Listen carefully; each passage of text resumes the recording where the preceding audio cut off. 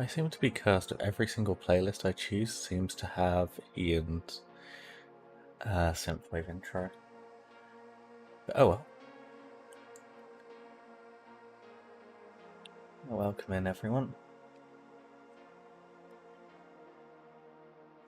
Oh, we'll do a full screen. There we go. That looks a bit more professional.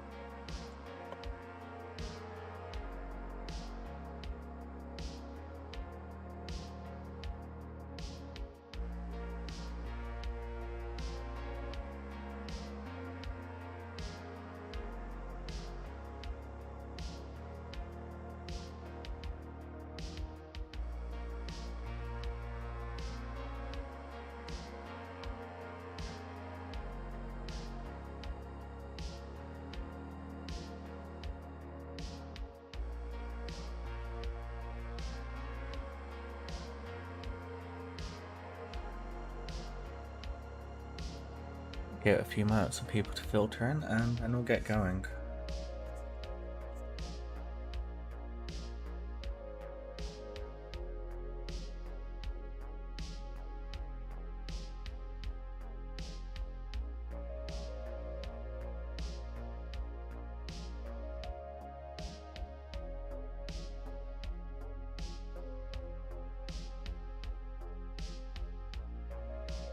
Hey Festival Toadius, how you doing?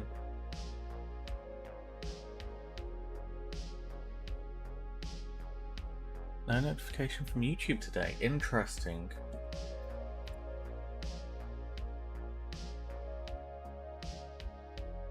Well, good thing I decided to ping everyone on the Discord server because the bot designed for pinging everyone didn't. I'll probably do is I'll edit it so the turtle does the @everyone pings.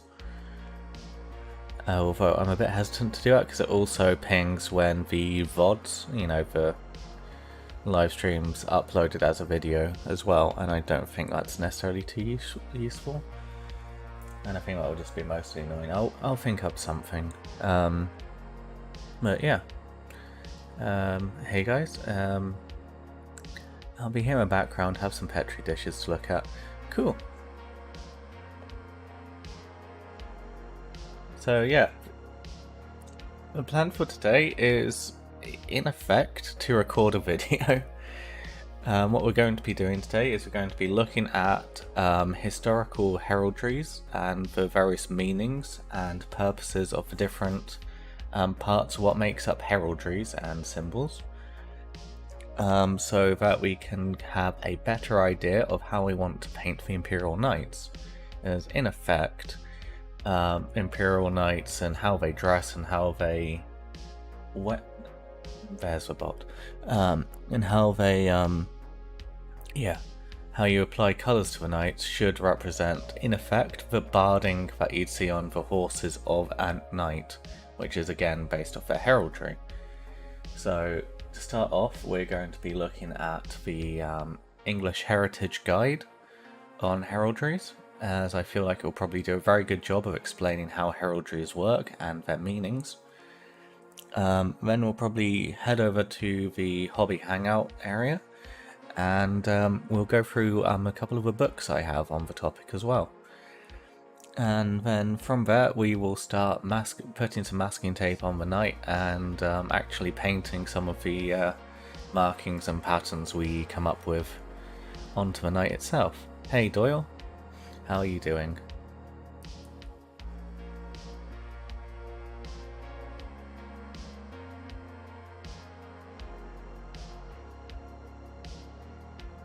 And yeah, sorry for everyone for getting the double ping. The bot decided to actually do its job and ping everyone after I did.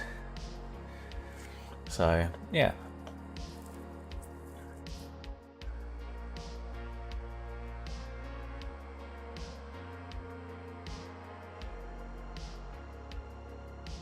So to lead back to the start, we're going to be going through this English Heritage webpage and guide on the basics of heraldry.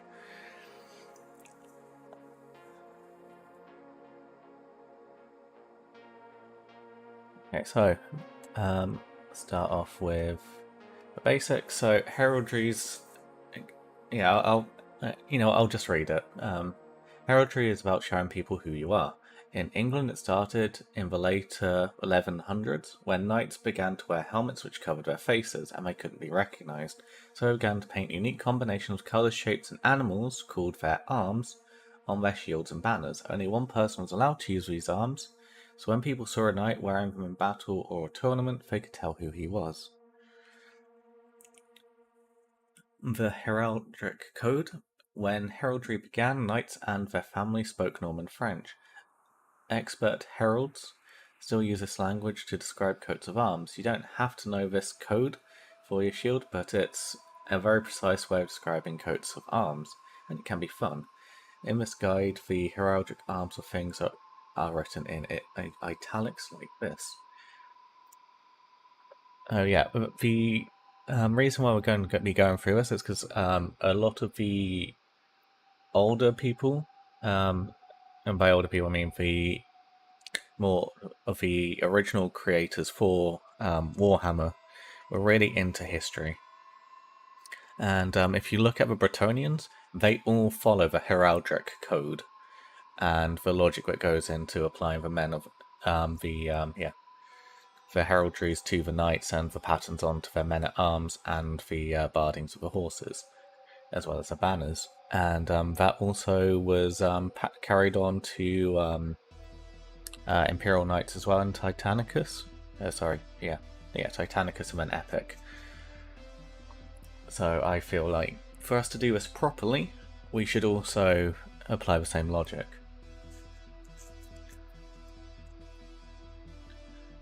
So, the very first thing is traditional heraldic colours. You've got red, blue, green, black, purple, gold, silver, and 2 patterns, which are very common as well.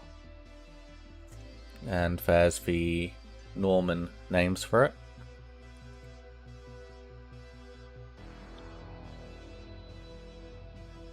The gules, azure, vert, sable, purpure, or argent, ermine, and vert. So when trying to come up with a heraldic colour scheme, these are the kind of colours you should try and focus on as the main colours and patterns.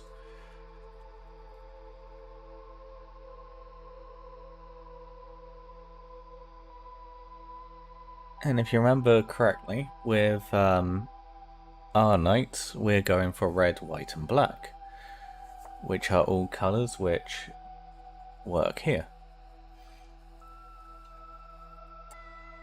Although we will get on to some other details about it in a minute, in which could cause us some issues. So, the heraldic ordinaries. Ordinaries are the simple shapes used on heraldic shields against a colour, metal, or fur background. If you are making your own design, choose one of these main ordinaries. So these are the basic patterns and designs you'll see on the shields in the backgrounds of most of the heraldries you see on shields. And you've got the vertical and horizontal lines, the diagonal lines, a chevron, a cross, diagonal cross, a band across the top, a border, and a triangle. And you'll notice that a lot of these also are very similar and consistent with flag designs as well, because that's again where flags come from. It's the personal heraldry of the ruler, which has then been turned into a standard. The standard has then become a symbol of his territory, which in most cases will end up being a kingdom, and most kingdoms have now resulted in being turned into countries, which is why most countries nowadays have a banded design or a cross style design. We'll get on to dragons soon, Hamish, don't you worry about that.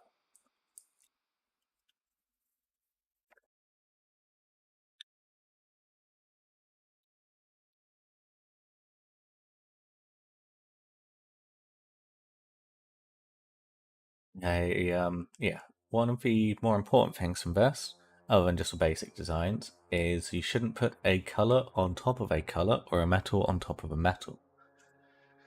There are exceptions to this, and we can go over that later when you start to look at the book.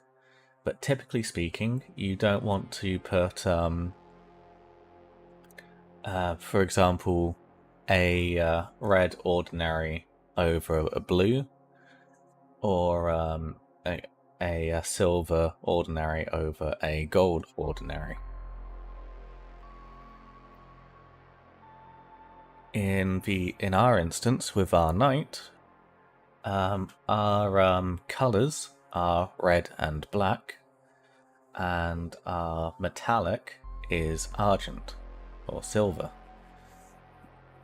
So we're doing okay here so far. We can put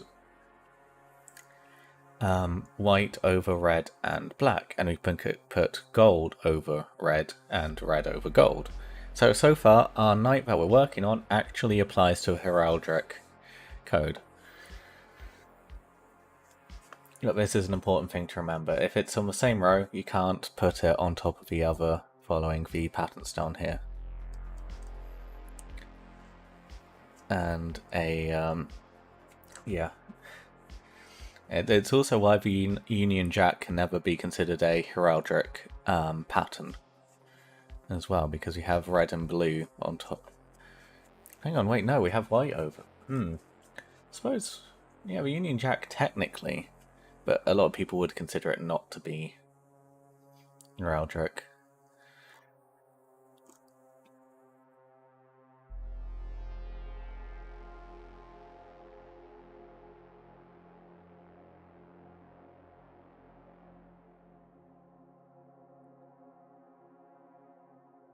Okay, so the next thing, once we've covered the ordinaries and the colours, are charges. These are the patterns and symbols that go on top of the shields. Common ones are crosses, stars, rings, balls, crescents, diamonds, and flowers. They can be any colour, but again, you can't put colours over colours, metallics over metallics, so you have to switch it around, which is why you see here you've got a colour over a metallic, and a metallic over a colour in these two examples here in the front, with the white and yellow being the metallics, and the red, blues, and greens we see in the background being colours.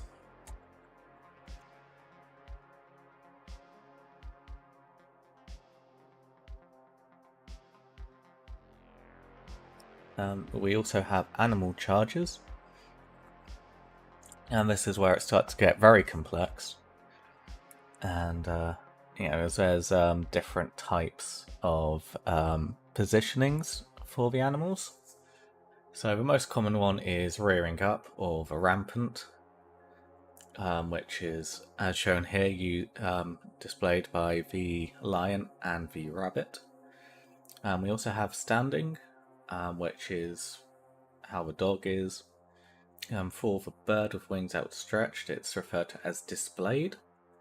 And walking along, so on all fours but with one arm up, is referred to as passant, or walking along.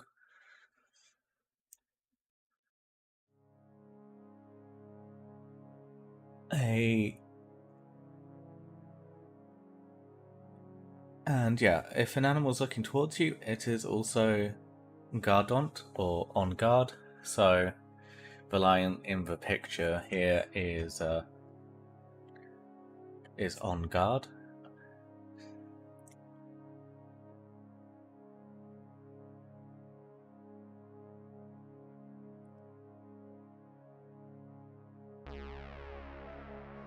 And yeah, different animals do have different meanings as well. And this is a very condensed version of it. We can go into more detail in a bit. But yeah, typically lions are used to display bravery, dogs for faithfulness and reliability, stags for wisdom and long life, eagles for power and nobility, hares for speed, and badgers for endurance or hanging on.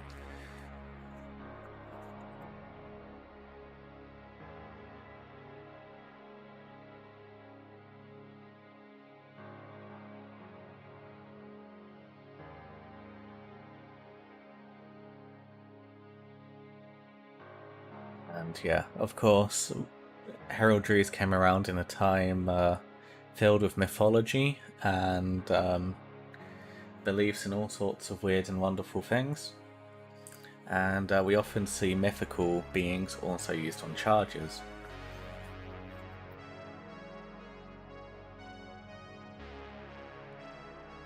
So the dragon was most common with, well,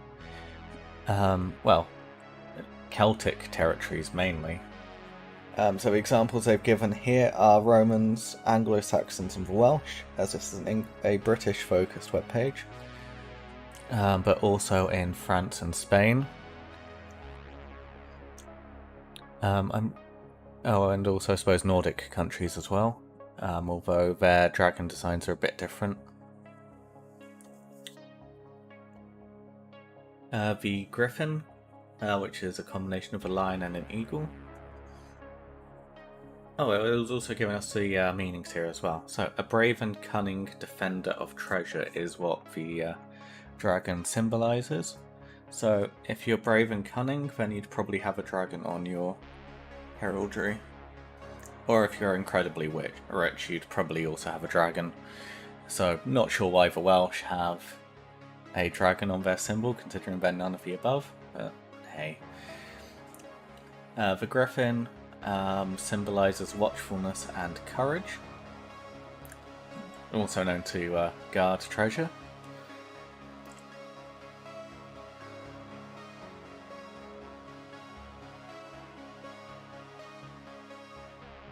A cockatrice, a bit of a weirder one. A cross between a cockerel and a dragon, supposedly hatched from a cock's egg by a snake or toad. Apparently it can kill you by looking at you and is used to symbolize protection.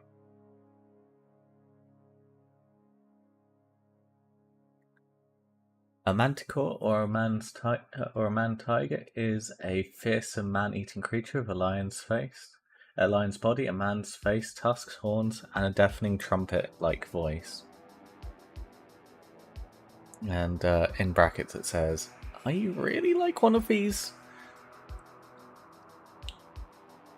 Someone has had it on their shield, so, you know, as it's fair. So I guess a cockatrice is meant to symbolize protection and also being very, very effective at fighting. Whereas a manticore, I have no clue. To be honest, that's a new one to me.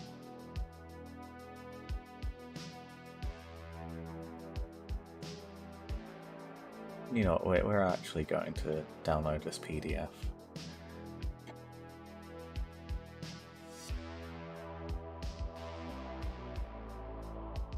It will actually be rather useful for coming up with some stuff later.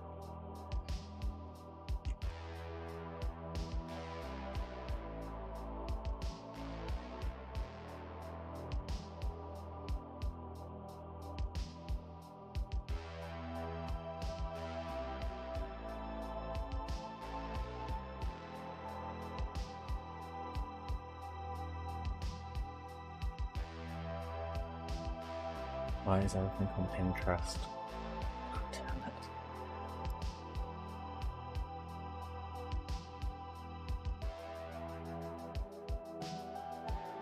I'm trying to find some good examples in here so I don't have to. I'm just going to have to sign into Pinterest, aren't I? Give me a moment and I'll do that.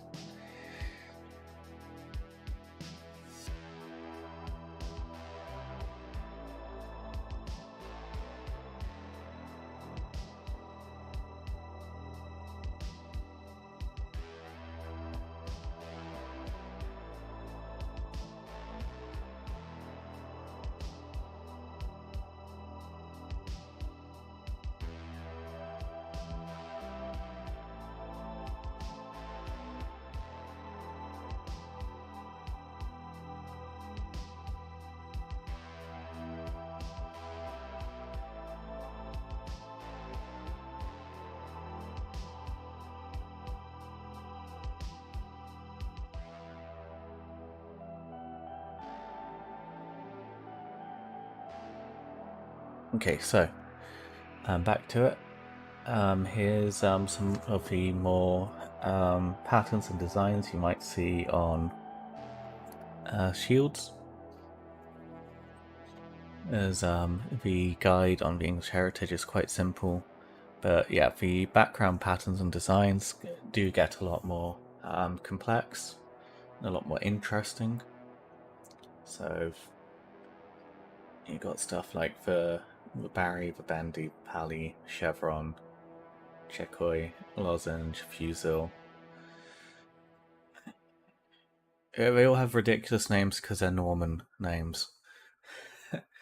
The Barry Bendy, the Pally Bendy, the Gironi Company, and Barry per Pal.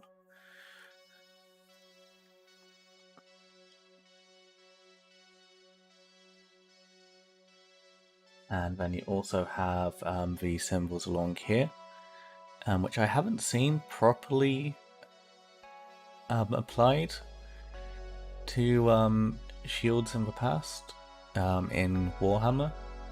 But there are different patterns and designs which are often used to denote your priority in the family tree. So the oldest son has a fil or a label on their shield. A crescent is used to denote the second son in the family. A star or a mullet, I don't even know why it's called a mullet, is used to denote the third son. Martlet is used for a fourth, an annulet for a fifth, a fleur-de-lis for the sixth son. That's just been, when they designed Bretonnia, they just really fell in love with the fleur-de-lis and just used it on everything. The rose for the seventh son. The cross, I don't know how you're meant to pronounce that one, but this cross pattern for the eighth son and the octafoil for the ninth son.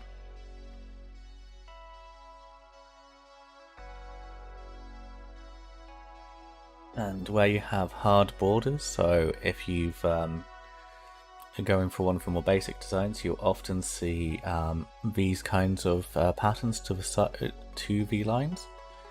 So if you've got a band across the middle, then you might have the edge of that band done in one of these patterns to try and break up a bit and make it a bit more interesting. Hopefully we'll see some more examples of that as we go through Pinterest.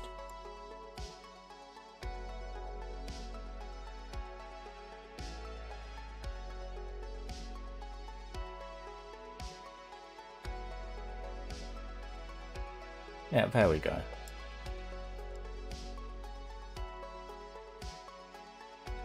You can see then. So yeah, this one in the top left is a very good example of this. You can see it has the singular band across the middle, and they've gone for a zigzag pattern around it as well. This helps break it up and make it look a lot more interesting.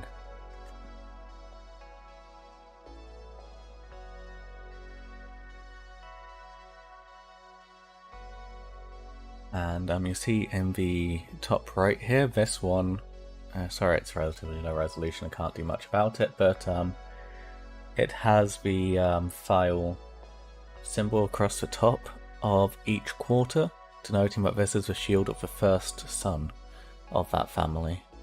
So he's the person who's going to inherit it. And the same with these two down here, with the red file and the white file here. And this here is actually a good example of the occasional moments in which the heraldic code is broken by its own rules, as we have a colour on top of a colour in the form of a red over the lion, which is blue. And hey Squid, how are you doing?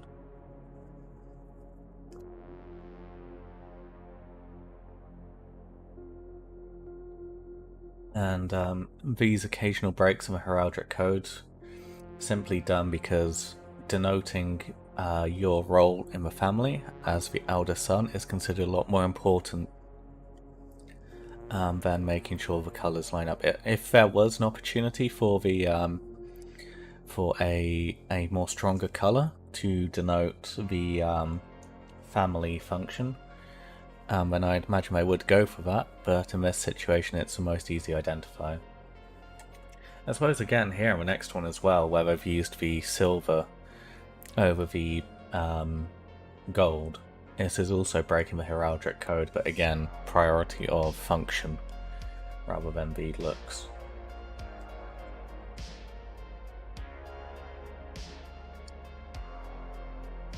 And hey Herm, how you doing?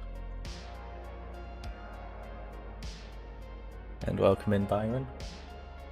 So, for those of you who are just joining in, we are currently going through the importance and meanings of heraldic symbology, so we can then paint our knight in an authentic and accurate way. And I've just run through the very basics of how the knight's heraldries work, using a fantastic guide on the English Heritage website. And we're now looking at some examples of this in action on Pinterest. And then we're going to head over to the hobby desk, and we're going to go through a book I have on the subject, which has a bit more detail into various meanings of different things. If you have any questions about heraldry and how we can apply it to Warhammer, please let me know and we can talk about it more. This one here, second from the left, is rather interesting. So they've gone for, so this is a merger of two families with their own crests. Doesn't seem to be the personal heraldry of anyone in particular, I think, unless it is the guy who married into the other family. No, it would be, yeah. I'm not sure, to be honest. But no, it would be the son of the first son and only son at this point of the heraldry. And yeah, so we have the red background with the white and blue fur lion, with the black and white heraldry here as well, with a white band diagonally down the middle and the cross pattern.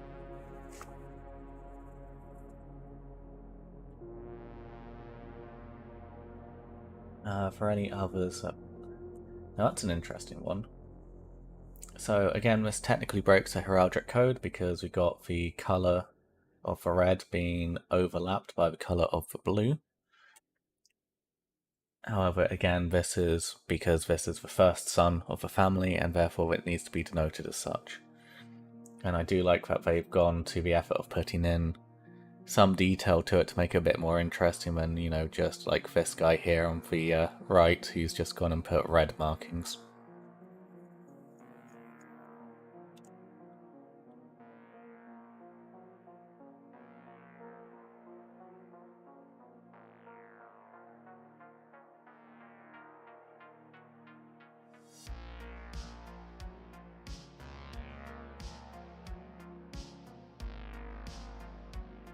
There's also this one down here, which is unfortunately covered by the wiki link.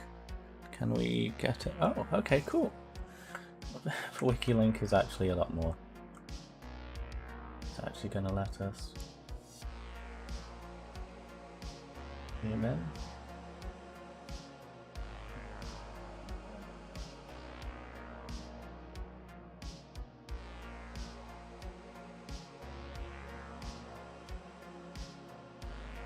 Okay, that's much nicer. Awesome. So this one down here with the seashells on is also breaking with heraldic code, as black is considered a colour and it's overlapping the red. However, this probably wouldn't be considered breaking the heraldic code, as the diagonal band across the middle is considered to be a part of the shield design, and the cross stuff would be assumed not to actually continue underneath it.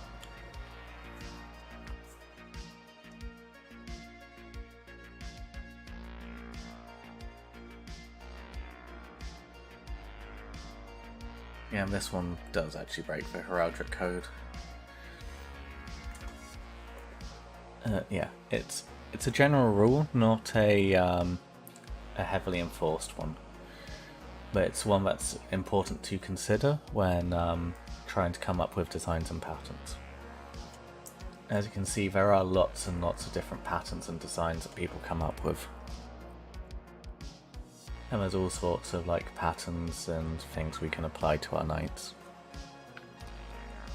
One thing I do want to do is have a brief detour into Warhammer Fantasy.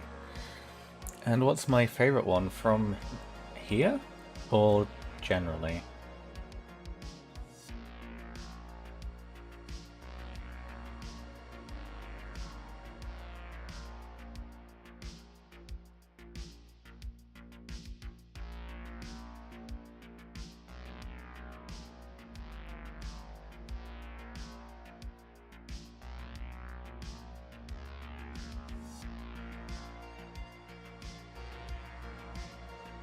Okay, so from here,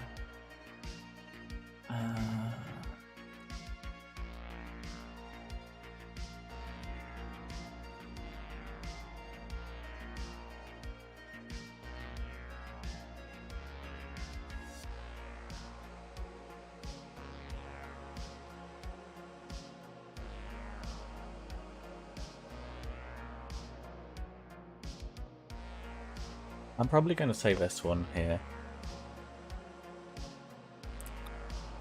Second from the left, middle row.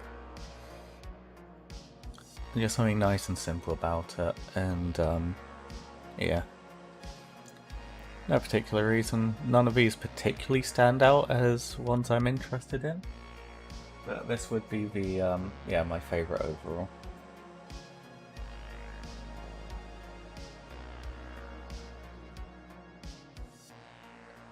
And yeah, we're going to have a quick detour into the ancient history of Warhammer here. For a moment, we're going to have a look at the 5th edition Warhammer Fantasy Bretonnian army book.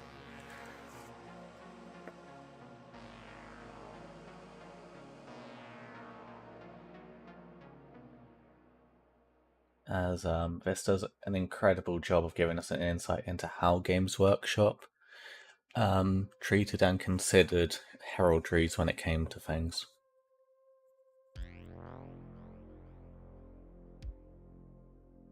And just has some beautiful artwork in it as well.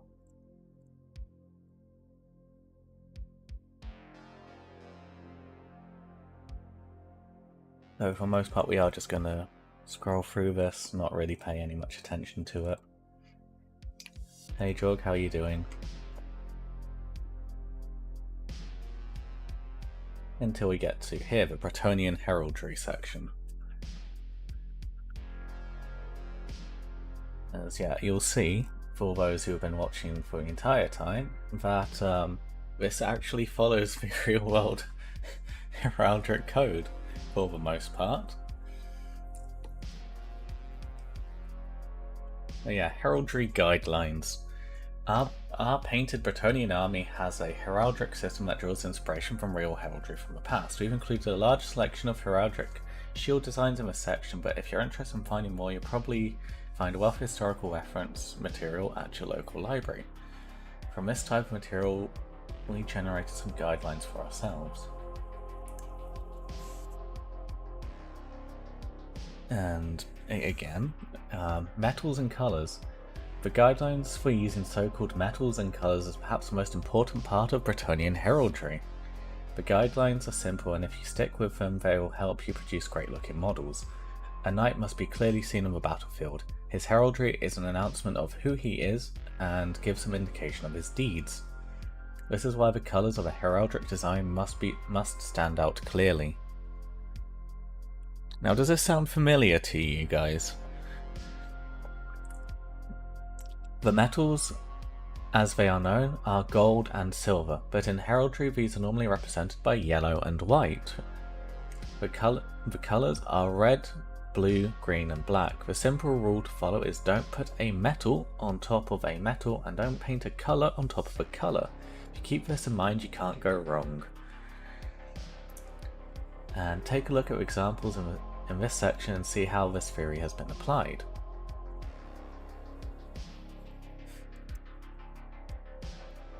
Sorry for miscoloration of this scan, but hey. The background of a shield is known as a field. The field can be plain or a pattern consisting of one or more colours or metals. The range of patterns can be used for fields is huge, and we've illustrated some coloured examples here. Even more complex heraldries can be created by combining different designs together by impaling and quartering. Impaling is simply displaying two different heraldries on either half of a divided shield, and quartering is literally that, displaying two or more different heraldries on each quarter division. For the Games Workshop Bretonnian army, we decided to use the most complex heraldries for questing and Grail Knight models to reflect their elite status. Use these coloured examples of fields as reference to create your own knight's heraldry. Again, this is all just straight up heraldic theory, as we covered when we were looking at the English heritage stuff.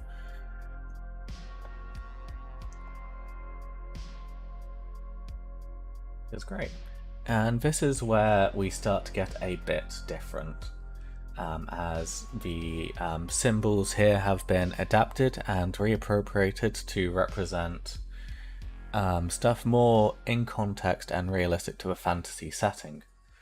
And one of the reasons why I wanted to look at the Bretonnian stuff in the context of Imperial Knights, as we can translate these symbols and this logic a bit better over to our Imperial Knights.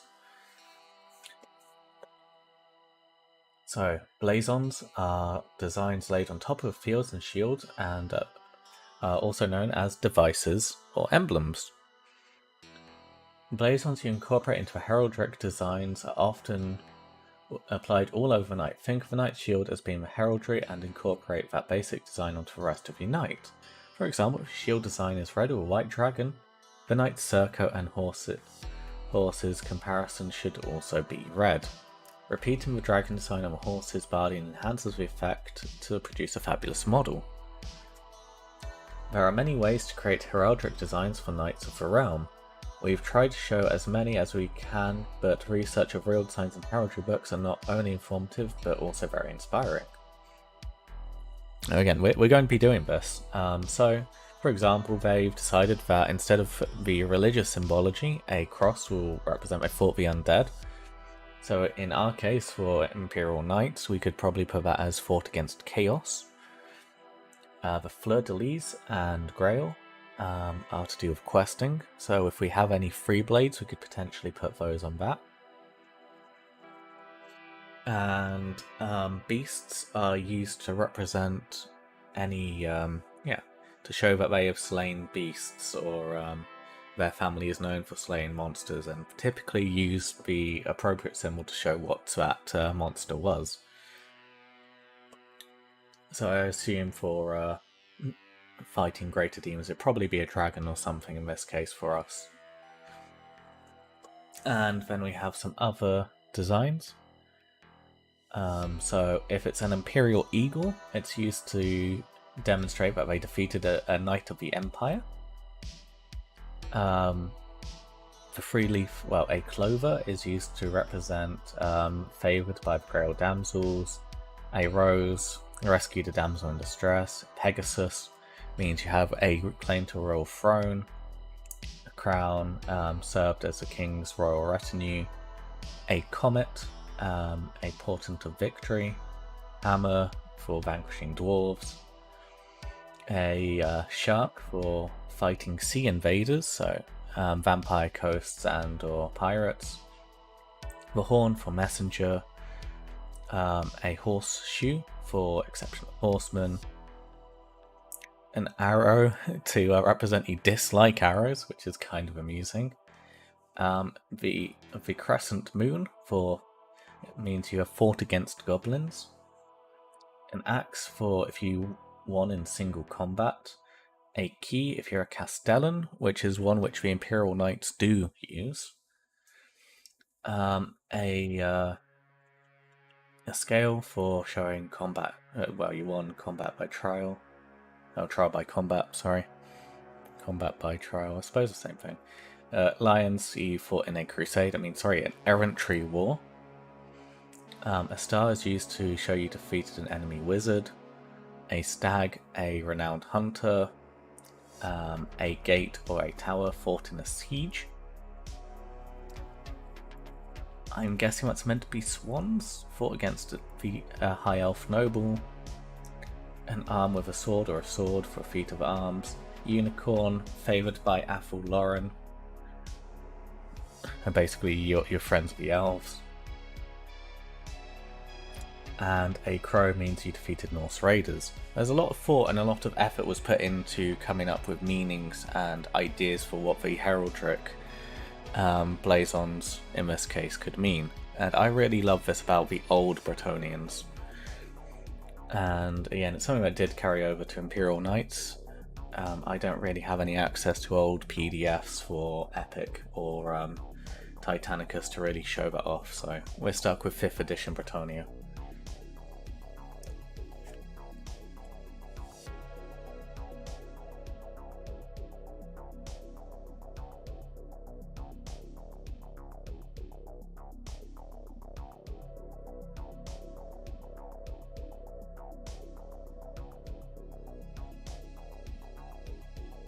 No, Knight Errants are basically the basic knights. They haven't earned their own coat of arms, so they wear the colours of the knight they are sworn to.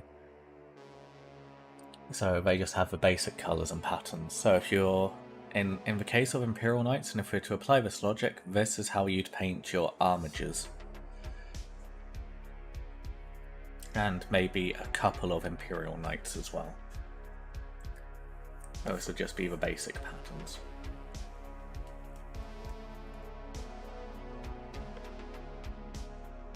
The most exciting thing you'd see here is the basic pattern with the symbol of the Lord in the top corner.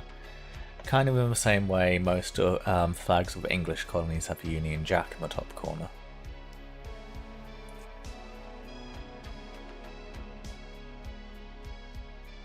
Oh, again, this is a section on how the pattern on the shield should have an impact on the pattern of the knight.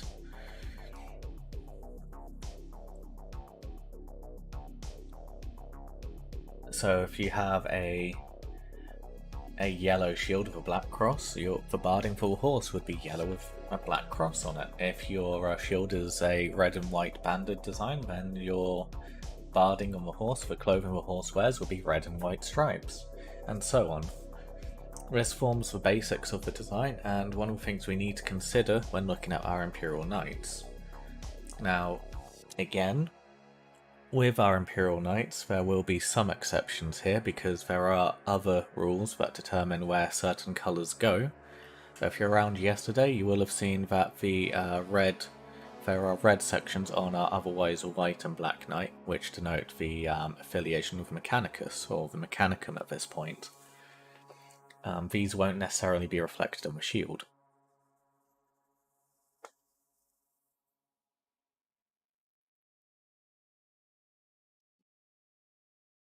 Brought the Dominus and Questoris, going to kit bash my 3-blade leader with both kits, mainly using the Questoris skeleton, but using the harpoon, extra shin guard armor, etc.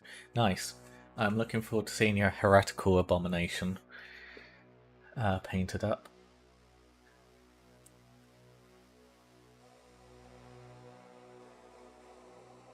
Oh yeah, when it comes to working out the patterns and designs that go onto our knight, we need to factor this in, so whatever we paint on the shield, we kind of have to paint and work onto the rest of the armor. And here's some more beautiful artwork of Bretonnians. Oh, it also suggests that you make sure there's at least one colour consistent across your entire army.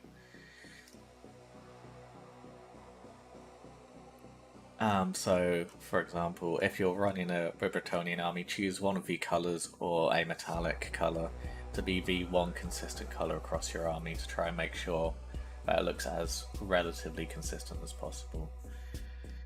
I'm assuming in this case the colour is blue, as even the yellow and black knight here has some blue on the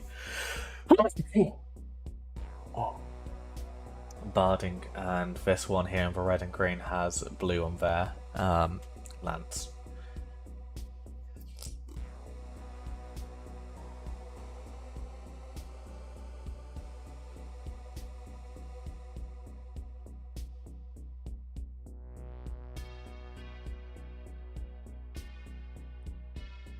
And Knights of the Realm is where we get to next.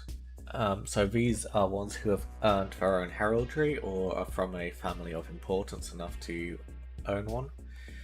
In which case they now have a crest on their shields and designs, which is now reflected on their barding as well. So in the examples given, a Knight of the Realm champion here has the Emperor's Children symbol and black and white stripe. So actually, this is actually a relatively good reference for us here. I might just straight up lift this one, to be perfectly honest.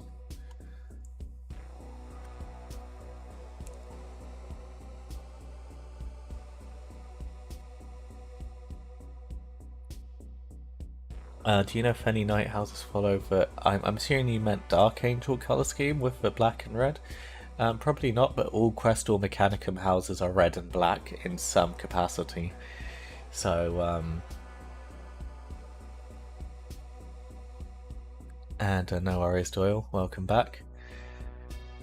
So yeah, I'm not sure when you cut out, but we are currently looking through the 5th edition Warhammer Army book for Bretonnia, as it's a very good study in how to apply heraldries from real world into our gaming, as they took real world information, it's more or less the same, and just applied different meanings to the shields, to the symbols, to reflect the in-universe logic, and we'll be doing the same. And it's occurred to me that this one here, this knight here, is basically perfect for us to copy, so I think I might just steal that design. So what we're just going to quickly do is grab the snipping tool and we're just going to steal that for a second. I'm going to put that off screen because that's basically perfect. We've got the Emperor's Children symbol, perfect, because this is a knight that's going to be running mostly alongside the Emperor's Children, with red, which we have to have on our knight because of Quest or Mechanicum aligned, and black and white, which are the main colours we want on our field. So perfect. We're going to actually use this one as quite a bit of a reference here. Yeah, you can see with this knight here, we've got the green shield with a white stag, and as it's a 50-50 split between green and white on the shield because of how prominent the stag is, they've chosen to go for a green and white barding and split it equally. This guy just has a simple lion on a red shield, so it's done. This guy is running St. George's Cross with a dog's head and a crescent moon, so he's just gone and copied that onto the barding directly.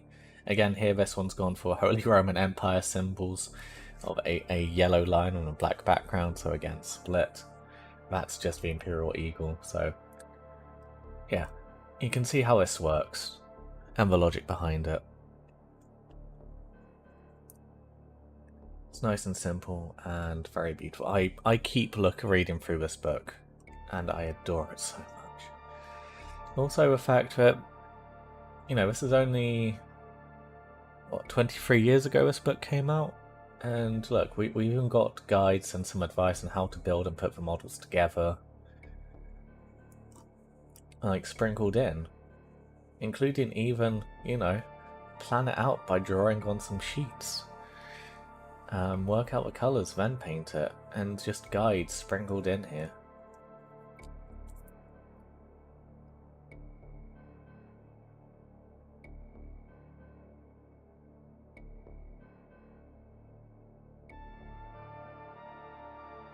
And for working out how to paint for your peasants, assuming you do a force to go alongside your knights.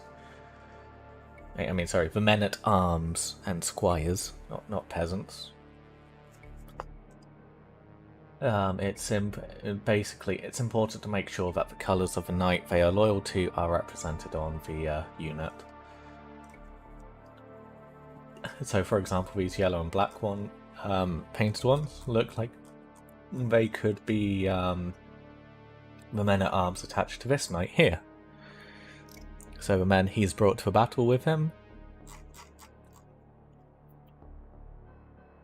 And these blue and white ones could easily be the ones brought into battle by this guy here, or whoever he is loyal to.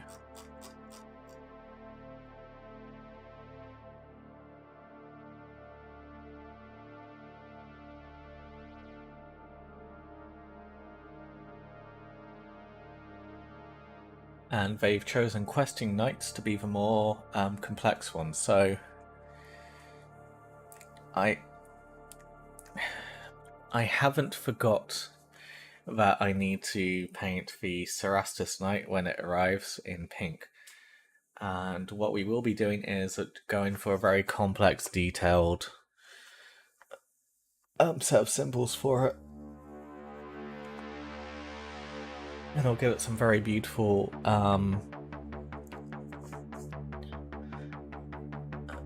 we'll give it some very beautiful heraldries and stuff on top of the pink to really try and tie it in and try and make that work. Because I do want it to look beautiful and not just pink.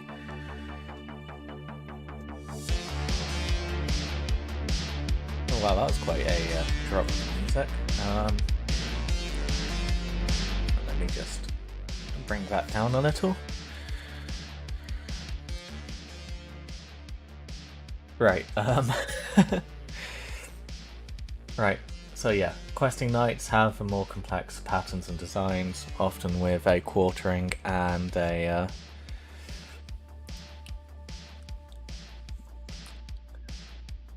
Poor Master Hamish Lupercat, hello. Little kitties on my heraldry. I will put lions on my heraldry if I can find some good transfers for lions. We'll do some research in a minute for some transfers as well, and we'll look into buying those.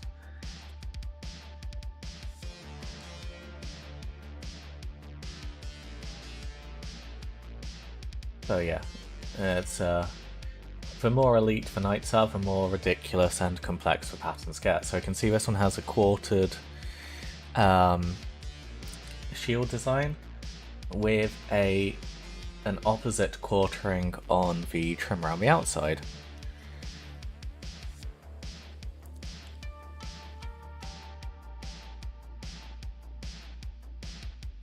I thought the dropping of all foot soldiers on 6th was a mistake. I lost a huge amount of personality for factions. Yeah, I suppose you're right there.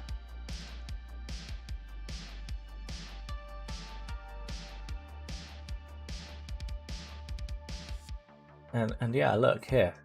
A guide on using paper to make banners by just painting the designs onto printed out pennants. Instead of, you know, buying a Citadel or Forge World banner and painting that. Grail Knights have by far the most over-the-top shield designs, all featuring the Grail of some kind for obvious reasons because they're questing knights. Yeah, have some very beautiful ones.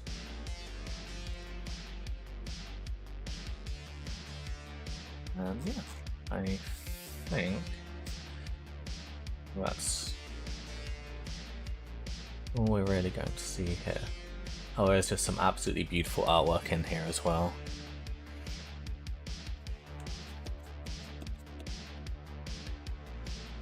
Lupercat, yes. Who does the best knight models these days? Good question. There are plenty of 3D printable knights out there.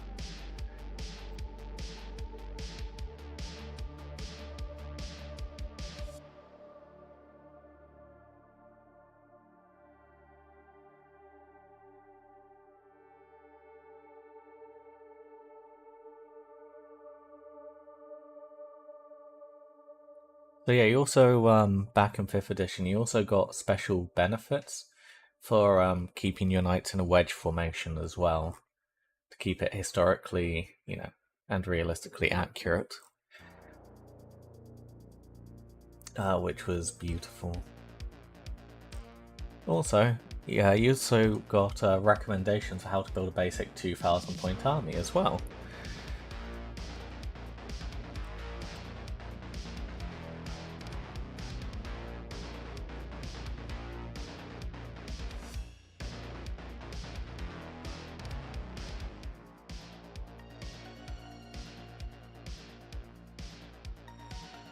Oh yeah, also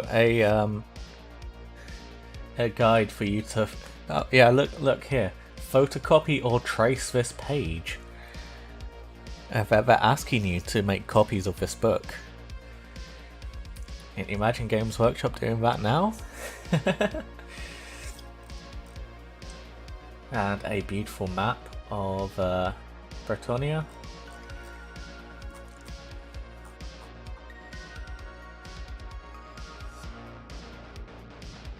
I'm trying to find a particular section. I'm not sure if it's in this book or a different book. So give me a moment. Sorry for just all the aggressive scrolling, but I want to find something.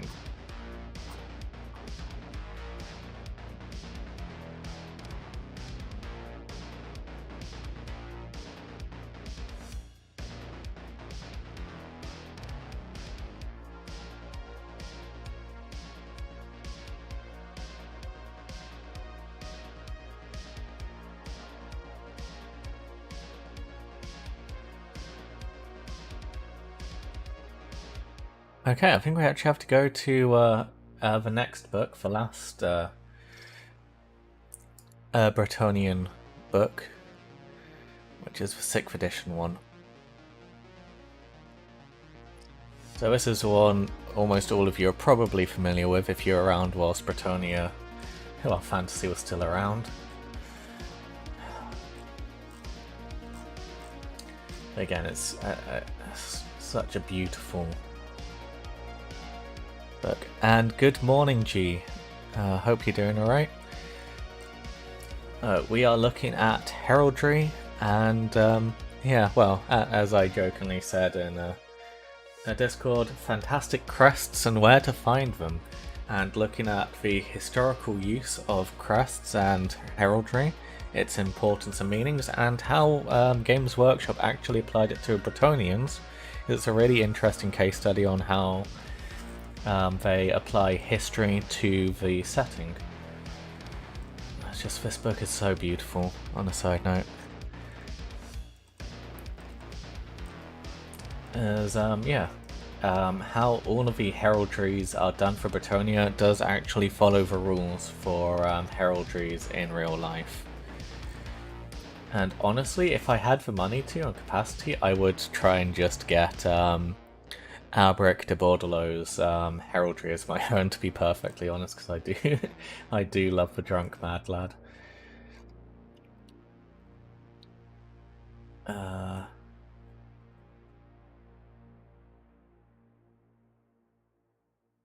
Oh, let's see if we can bring up his lore.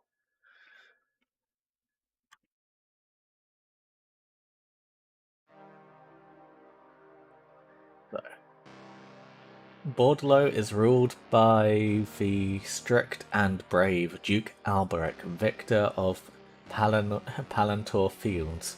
He wears the family coat of arms, the triforked badge of office distinctive to the sea god Manan.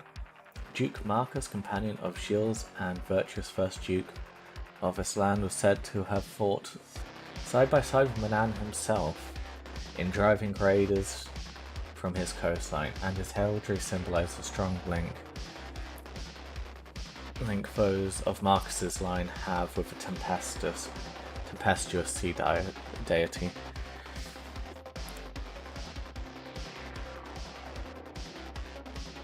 And yeah, the main reason why Bretonia got yeeted was simply because they are not copyright friendly really in any real way. Due to them, being historically accurate, obviously with the exception of the fantasy elements of Pegasuses and hippogriffs. But yeah, there is King Blue and Leonca. Oh yeah, even back then we had head options as well.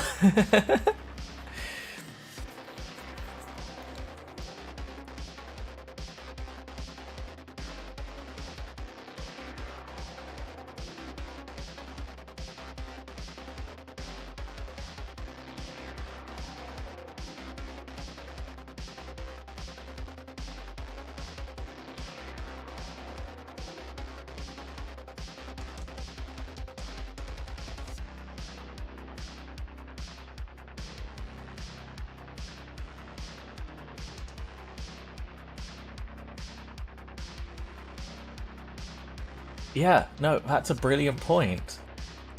Even back then, tactical rock. Yeah, tactical rock and head options. That's how ahead the Bretonians were. And the Green Knight model is still fantastic. Like, I really hope they don't really change anything about him when they bring him back, because I don't think it's necessary.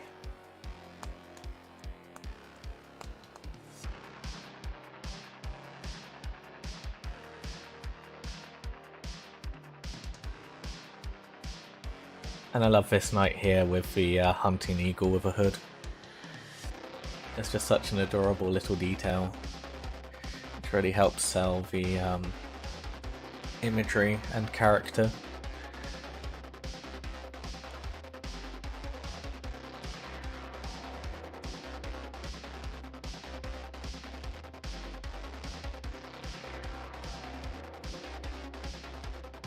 Okay, that's really funny, the fact that we've blurred all the ground around the knights to make it look like they're in motion as well.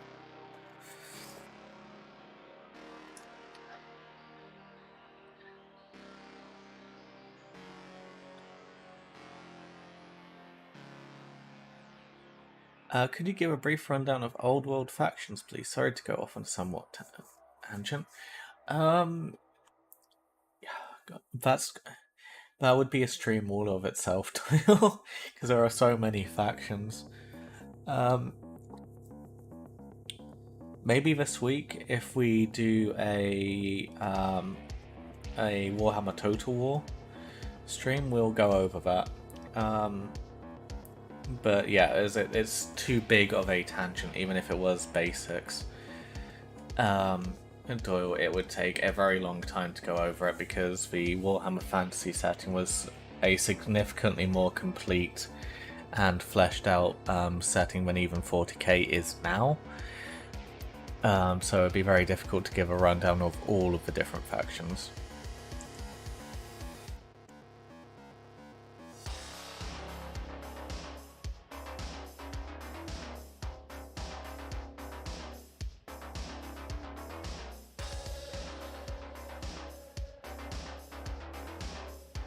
Oh yeah, this is a good example of heraldry being applied. So we have a metallic lion, so a golden lion on top of a red and blue shield.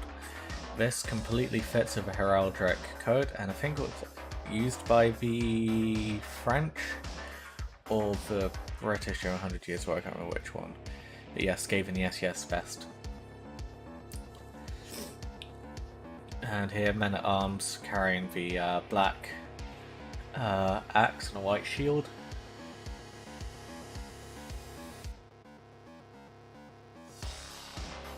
I miss all the old names for colours. Oh, you're so simple and logical.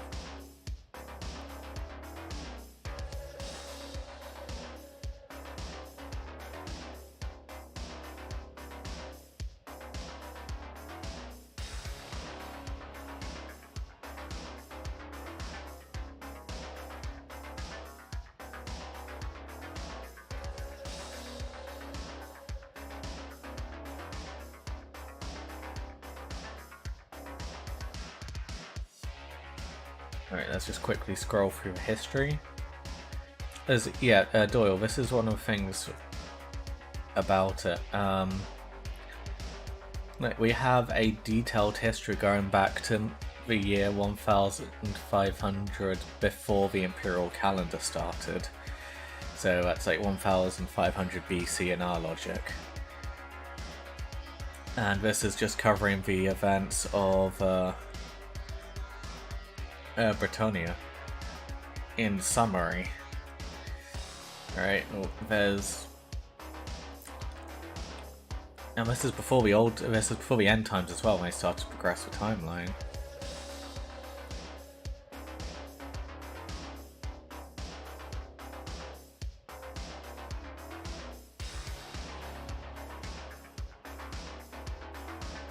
And yeah, you can see in 6th edition they decided to remove the triangular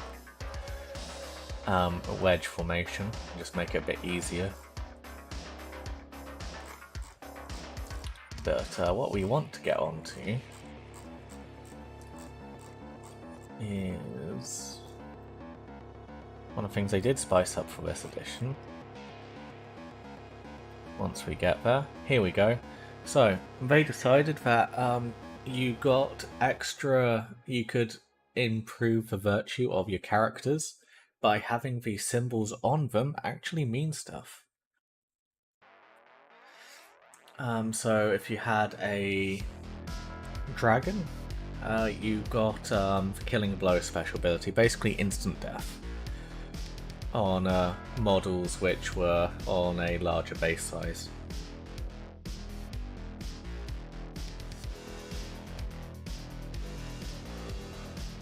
If you had the sword, it was Virtual Stoicism. So yeah, you've had the symbols you had actually had an impact on gameplay in this edition, which was both interesting and also a downside, because obviously if you'd already painted your knights following 5th edition and just doing whatever you wanted, then suddenly you were then railroaded into certain rules based off the virtue you'd already painted onto your knight. However, for people new to the game and new to the hobby, and for people getting into Bretonnia, there's a very good way to help you design and come up with heraldries of your own, because be like, well, what do I want this knight to be able to do? Work out the points and then work out the colour scheme. So if you wanted them to just be a very good all-rounder, you'd put a fleur-de-lis on them. If you wanted them to be very good at charging, you'd put an axe on them, and so on.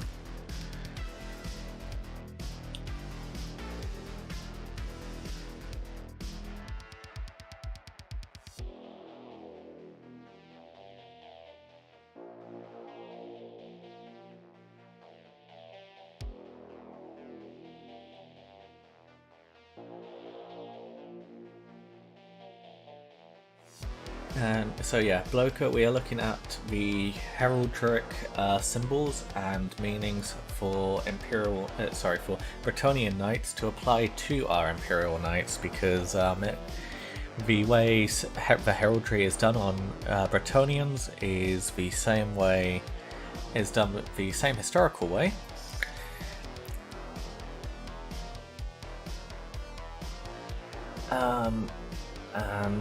Yeah. So by looking and understanding how Games Workshop decided to turn real-world heraldries into things for Bretonnia, we can then apply that logic to our Imperial Knights. So far this stream we've gone through the historical meanings and rules of the Heraldic Code for coming up with colour schemes. We've then had a look at the 5th edition army book for Bretonnia, which has a very detailed guide on how they turn real-world heraldries into Bretonnian heraldries. And now we're looking at the 6th edition army book for Bretonnia, which expands further by giving the different heraldries different special rules and abilities, which for us allows us to look in greater detail at what they intended the meaning of those symbols to be.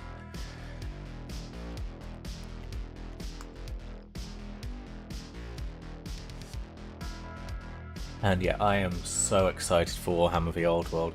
Once Warhammer the Old World comes out, my channel is almost going to be purely dedicated to Bretonnia. And not much else, to be perfectly honest, because I have been waiting for so many years for Bretonnia to come back. It's one of the things I probably regret the most about my childhood is just losing my losing my Bretonnian army, as I did collect Bretonnia as a kid, and in the process of just moving houses and stuff, I've lost track of where they are. Because back then, playing Fantasy in 7th and 8th edition Fantasy, I'd kind of stopped playing Bretonnia because I just lost interest in playing because of how the rules were shaping up. And I'd ended up playing mostly High Elves to get the same feel and satisfaction of playing with knights and doing charges and stuff because the game system changed so fundamentally that Bretonnia wasn't fun to play anymore for anyone, no matter how hard you tried.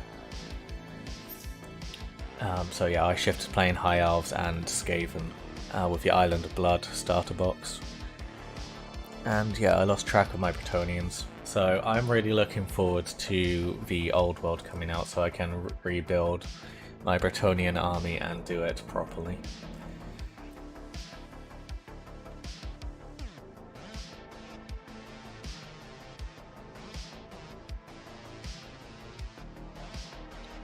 Okay, so now we've had a look at some of the ideas from the Bretonians. What we're now going to do is we're going to open up Photoshop for a moment. Give me a moment.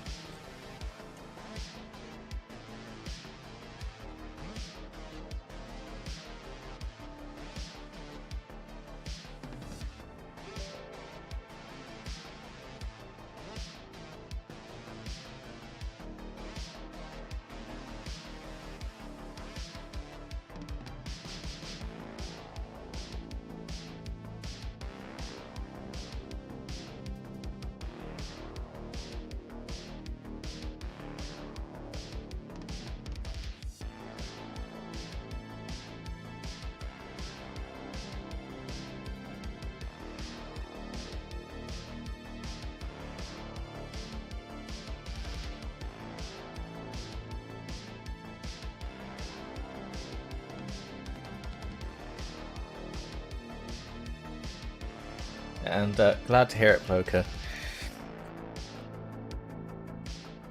So here we have the the suggested way of painting Imperial Knights in the household colours that we had. So first thing we're going to do is we're just going to clear out the white sections. Sorry, the black sections, so we can then paint it up in the new colours.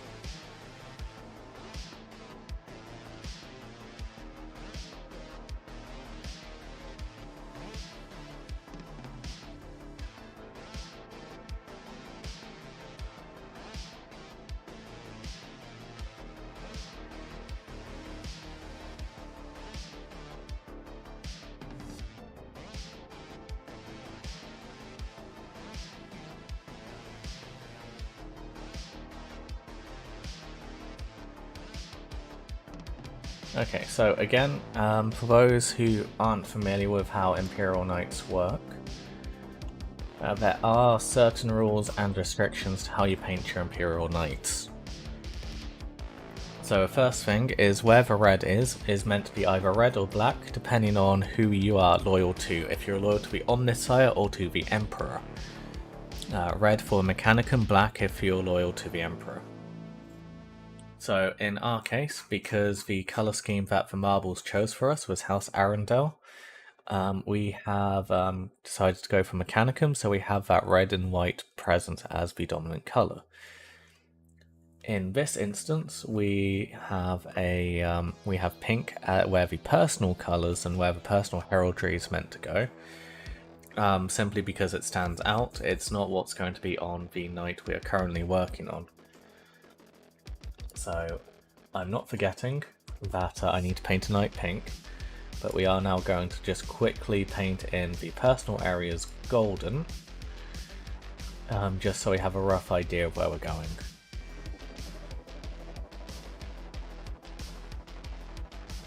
Okay, I'm not forgetting I need to paint a pink knight. So now we need to start working in some of those ideas of heraldry and the concepts of heraldry. What we'll do is we'll snap that there and bring the 5th edition book here. Have a look. So what patterns should we try and do on this knight? So, well, fields, I suppose.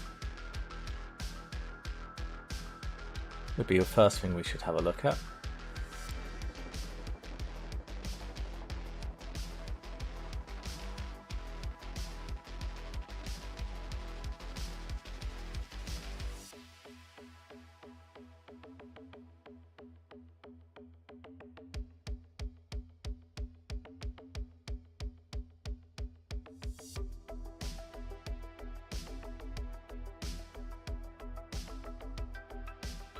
Okay, so should we go with some stripes or a particular pattern? What of the field designs do you think would look fun?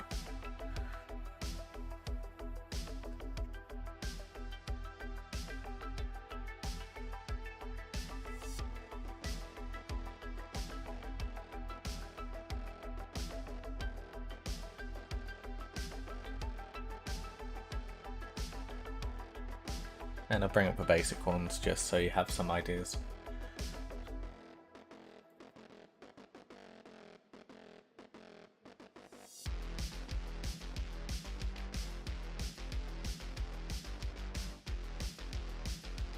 And I think I will change the music.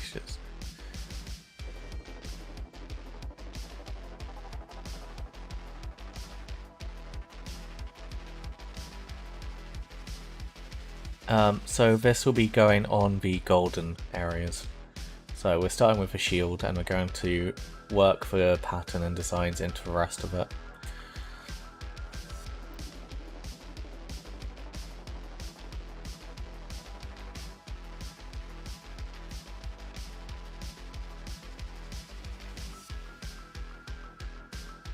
And I am going to change the music because it is getting a bit aggressive now.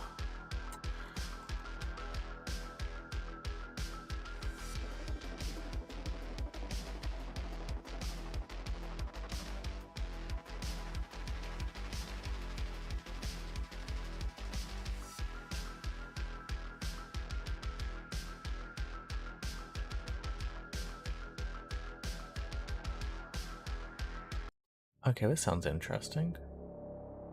Let's go with this music.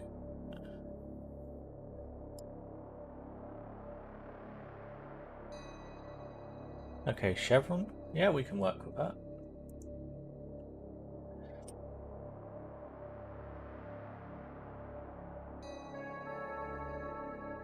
But we're not doing pink on this one. Oh, that's a point we forgot to change the pink on. There we go.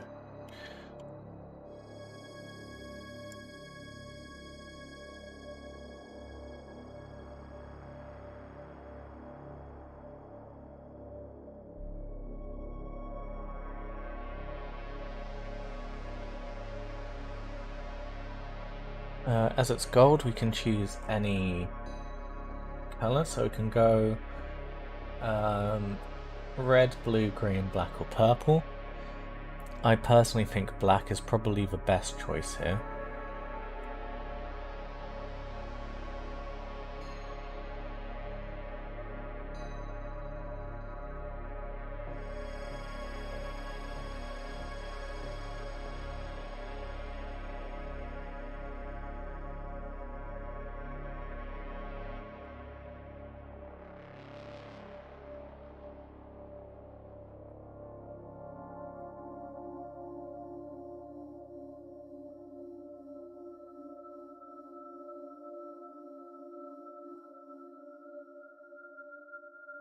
We're going to try how to use Photoshop now.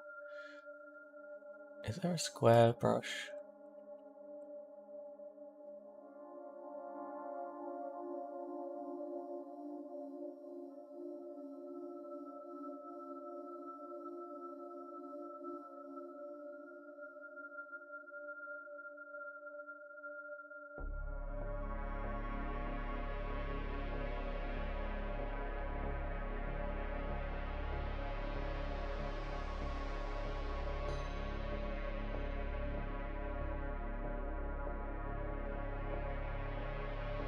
This is for an Imperial Knight army.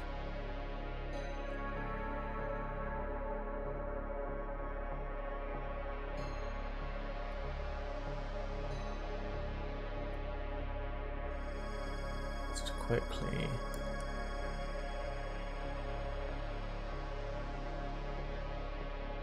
Needs to be a bit lower.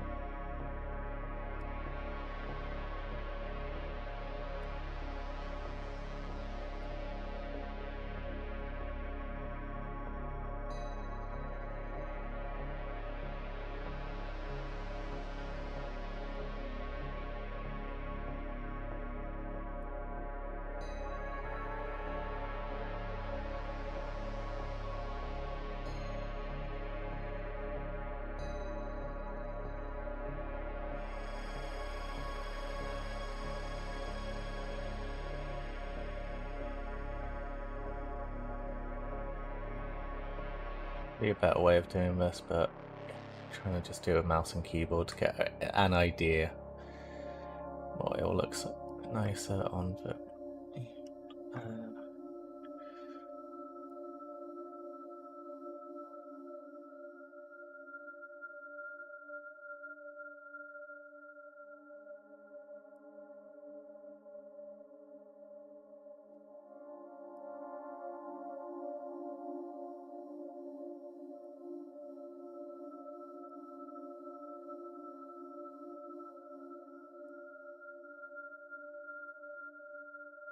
starting to look awful, but hey.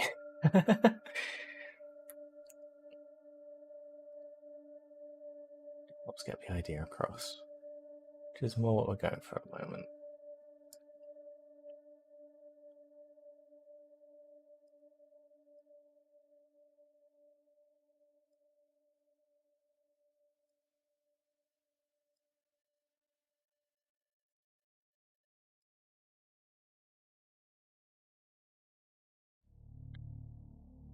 We'll do a better job on the actual night, don't worry.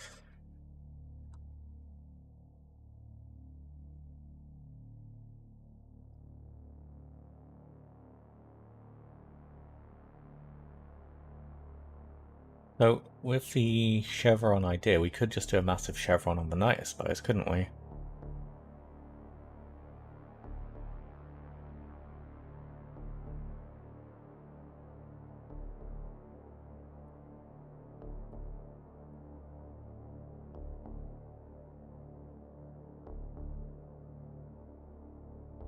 Let's have a quick look.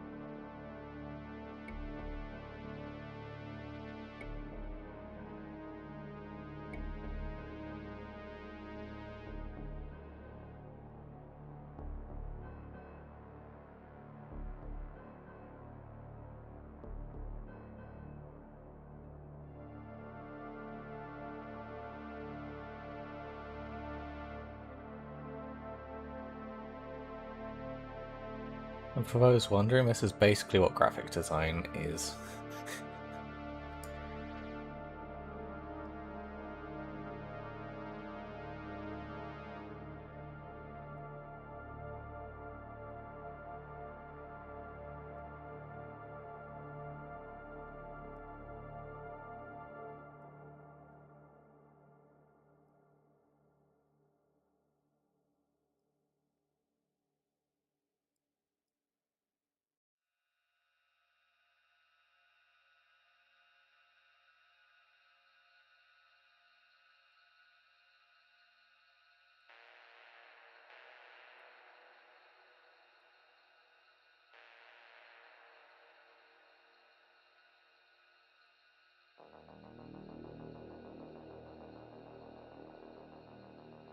Let's just tidy this up.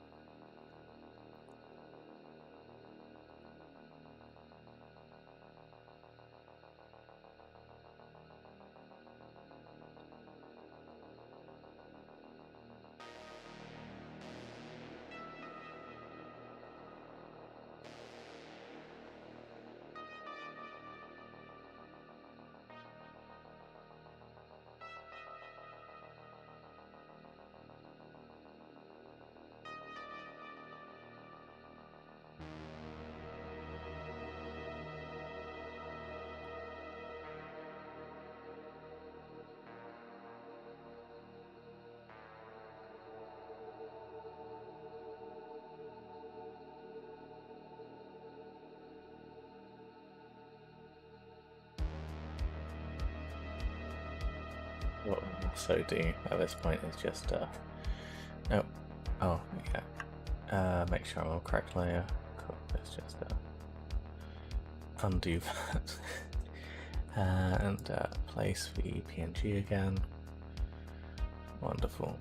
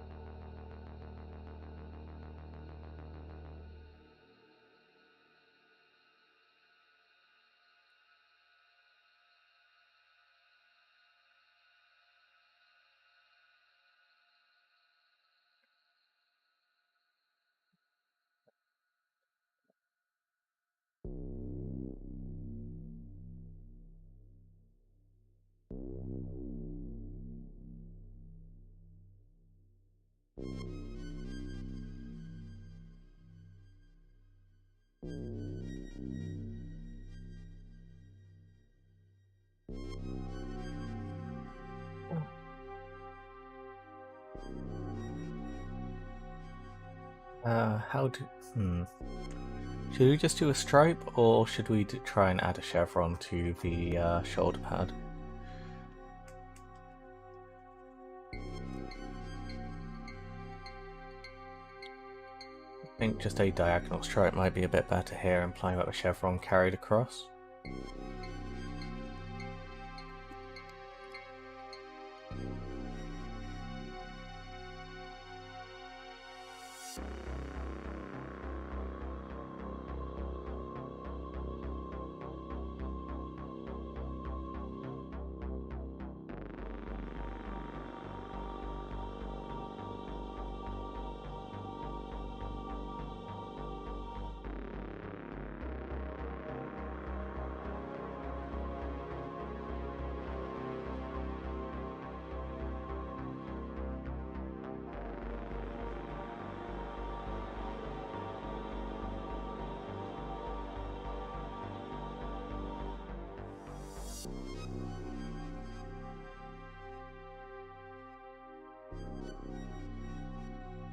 I think something like that is probably best.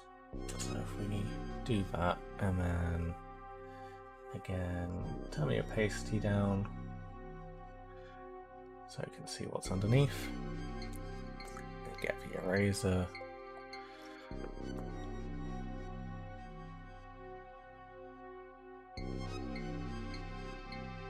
Yeah, hey Connor, how are you doing?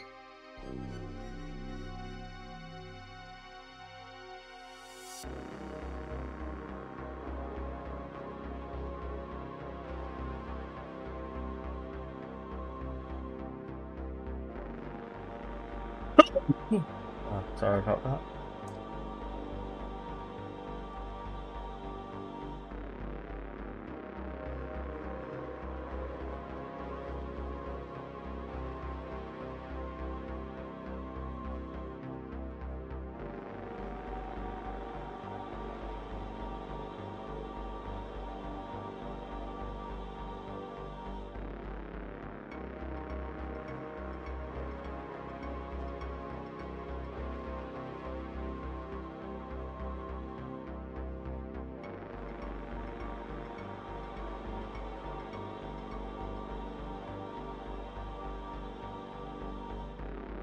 I was starting to look a bit hazards tropey there.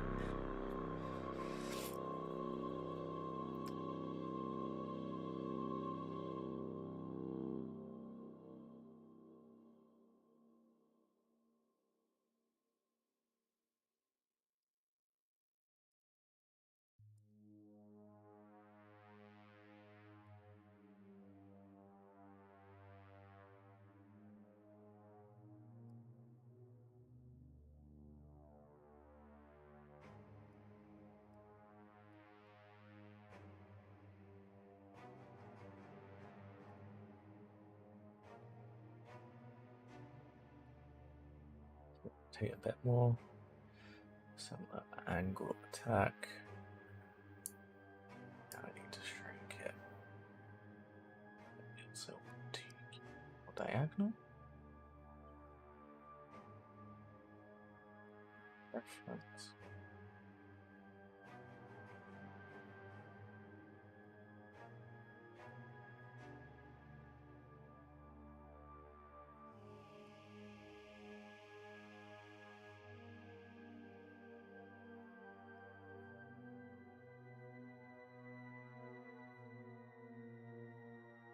Are you sticking with Blackfish chevrons? Probably yes, because we want the knight to be primarily white with black markings. And this knight just happens to have a personal heraldry, which is gold.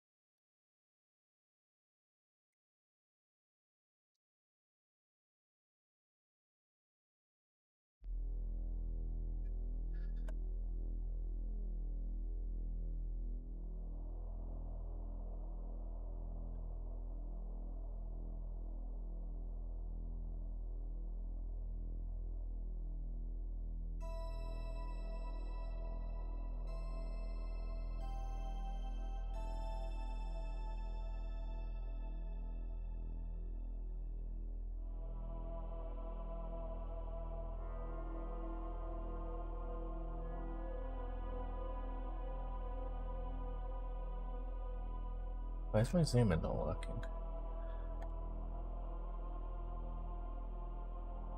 There we go.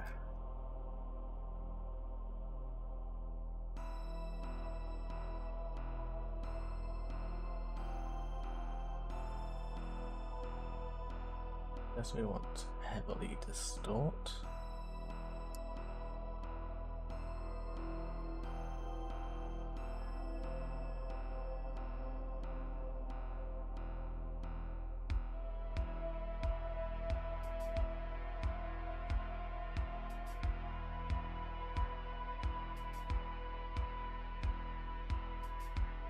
Fair, I think.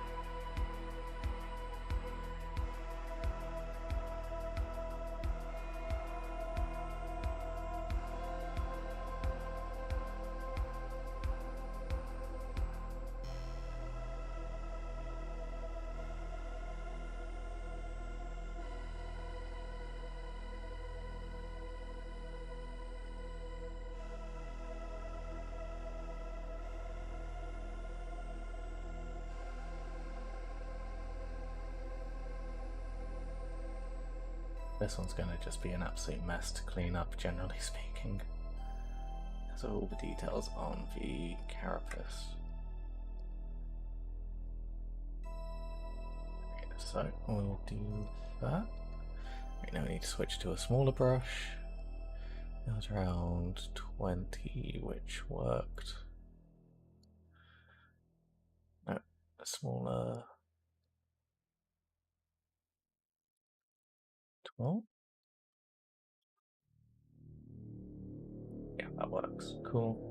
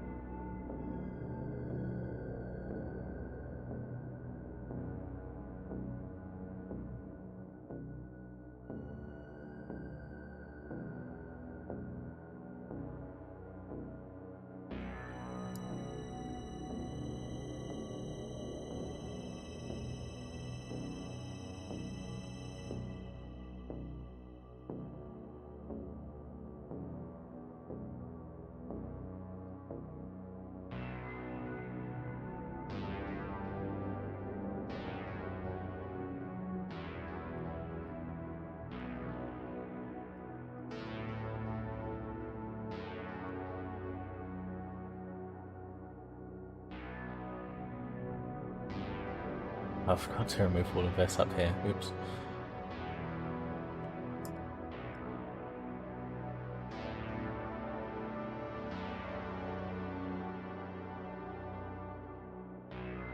Yeah, starting to fill it in.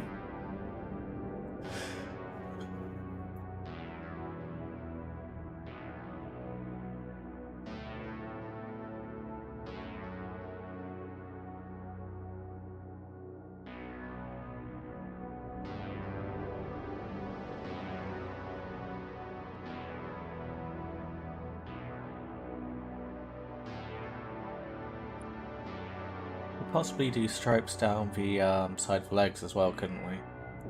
Carry it on if we did diagonal stripes across those.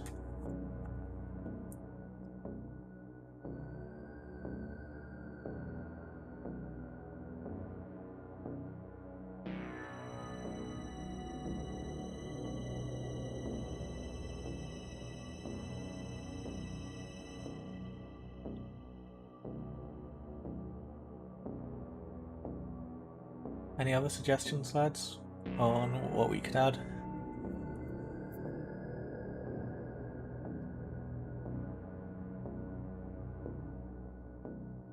There's also the Mechanicum's cog symbol also probably going for red as well, or at least half of it.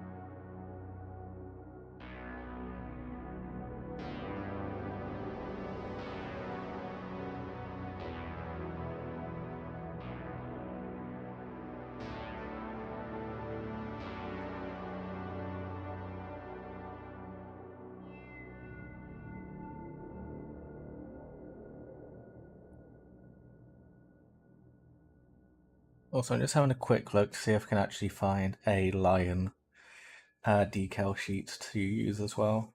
Because I feel like That probably should be a heraldry for someone, right? Yes, I have an entire drawer of decal sheets for stuff like that.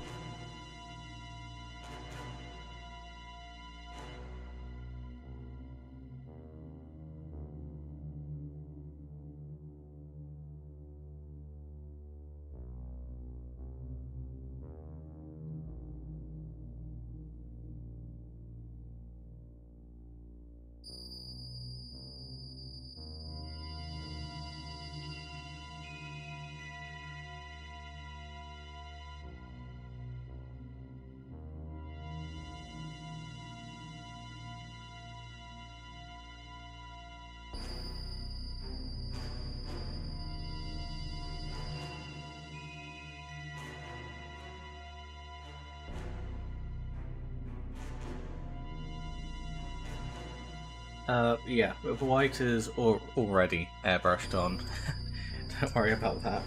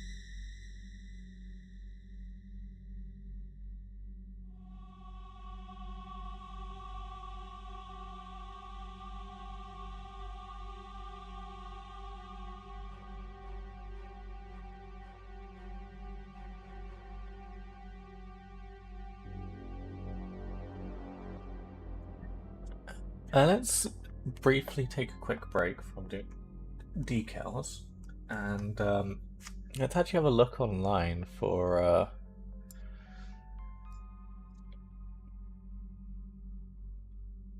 night.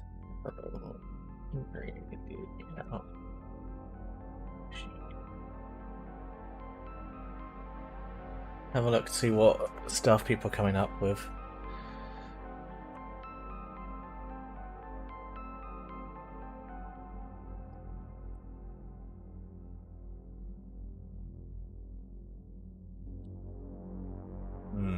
Okay, so these are clearly Warhammer decal sheets.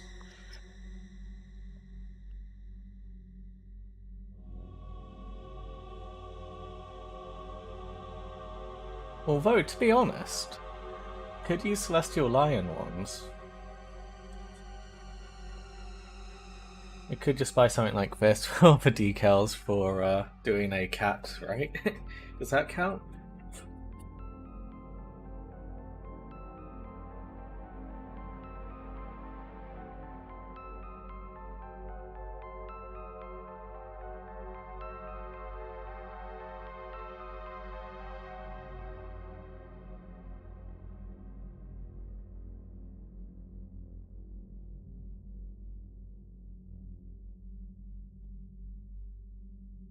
Oh, that's going to be handy.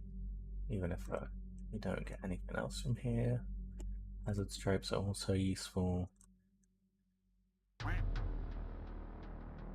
Hey, thanks for following Pointy Paints. Welcome in. So, at the moment, we are basically having like a history lesson of how heraldic symbols work, and also Heiwu. We are currently having a look at history and how heraldic symbols and the heraldic code works. We've had a look at Britannia as well and how they did things. Hey, the Prussian bastard. Wonderful name. Welcome in. And hey, Riley as well. Well, we've had a sudden influx of viewers. Hey, guys. So yeah, and what we're doing at the moment is we are putting together a color scheme for an Imperial Knight using Photoshop, using some decals, and we're having a look online at the moment for what transfers we can use to make the heraldic symbols, you know, like the cats or the dragons or whatever we want to put on it. Oh, thanks, Pointy. Why did it not come up with a message to say you raided me? Oh, there we go. Yeah, a raid of 7, thanks. So yeah, welcome on board. I'm Tuppy. It's currently streaming to YouTube and Twitch, just in case anyone's confused about why you're seeing messages from one place and another. I am mostly a Horus Heresy content creator. I make some videos on YouTube and live stream a lot on Twitch. At the moment we're doing some photoshopping stuff, but we'll also be doing some painting as well in a bit. Once we've worked out the colour scheme, we'll be heading over to a hobby desk to do some masking tapes and stuff. And awesome pointy paints. Blood Angels are really cool and really fun. And yeah, so yeah, putting together some stuff, doing some research, and yeah, I'm very much letting chat decide and help influence how this colour scheme goes together. So if you guys have any ideas or things you'd like to see, or just things you'd like to know about heraldry or knights or the Horus Heresy, feel free to ask as we go through this.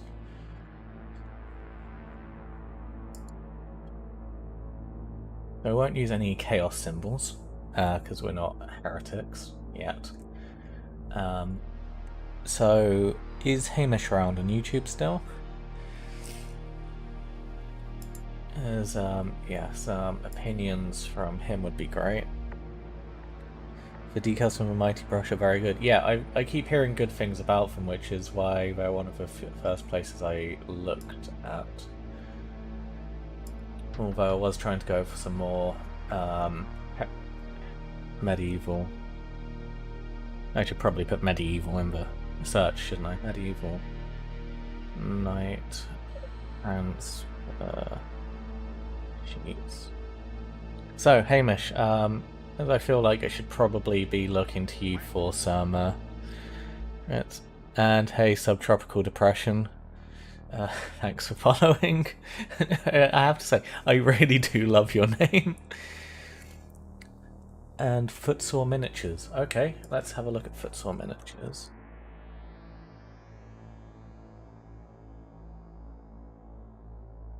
Miniatures. Shop. Decals and banners. Awesome. Okay, this will be quite good actually. Let's see if I have any. Ooh, I might need to buy these because I'll be at some point I do want to do a warlord what's it? Hail Caesar army at some point as the Arthurians. These shield designs will actually be really useful for that.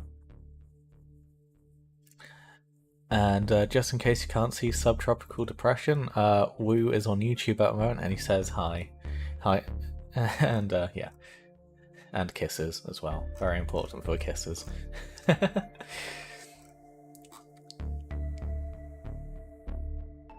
Oh, there we go. Oh, that's a shame. Getting some of these banners to put on the banner between the knight's leg would be really cool, I think. I know it's a bit of a cop-out for painting them, but shortcuts are shortcuts and fun. And yeah, I do think it would be fun at one point to just cover a knight in decals of different heraldries and patterns.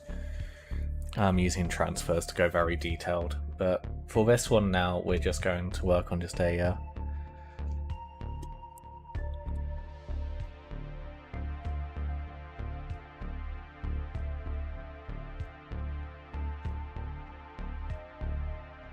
well, the black and white Crusader banner would be very handy because I'd be focusing my Arthurians around Cornwall, so awesome. It doesn't look like we do any base. Ooh! Very British Civil War stuff. Awesome! Thank you so much for pointing out this place, Pointy. I am bookmarking this, and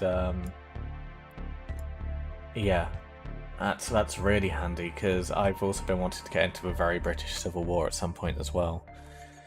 Amazing. For what we're looking for right now, it's not too useful. Wargame transfers might have some good stuff. Let's have a look over there. As I've used this one in the past for the Crusader stuff. It's the red crosses are on my current Imperial Knight.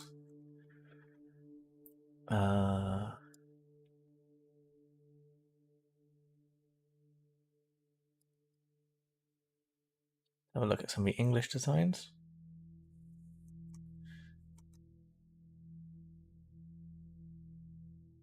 Let's see, is there anything there? No, it's just flags. Okay, that's a shame. My website kind of sucks, to be honest.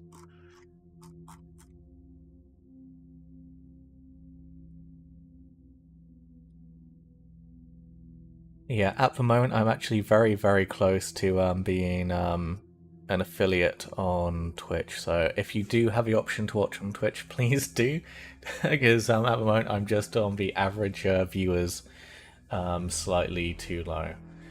Obviously, you don't have to, but if you do want to support me in a way that doesn't involve much effort, watching on Twitch at the moment is one of the main helps.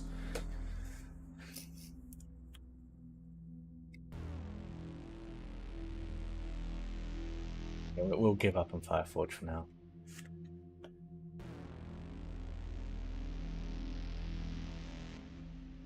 These guys look promising.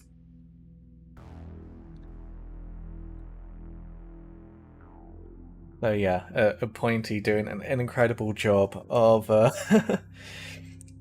shilling for me. I really appreciate it. But yeah, if you are on Twitch, I'd really appreciate if you remember to hit follow.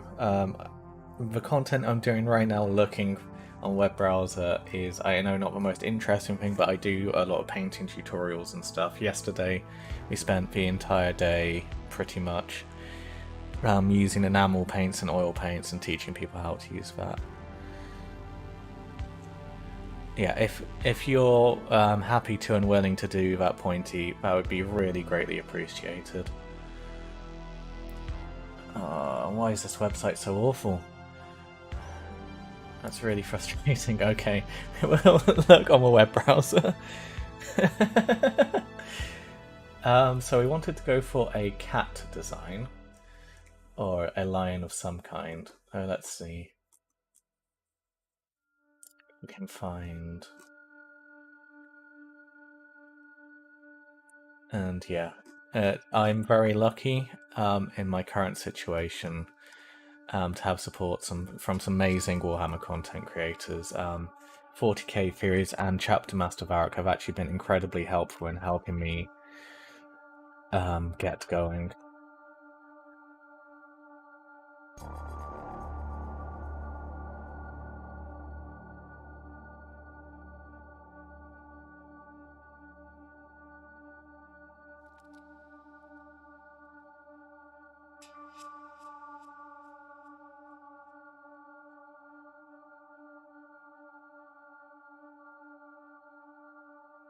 Unfortunately, they're both YouTubers, so trying to get a signal boost on Twitch has been a little bit more difficult.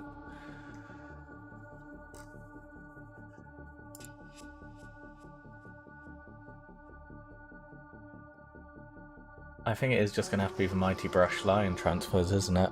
I think this is what we're going to end up having to do.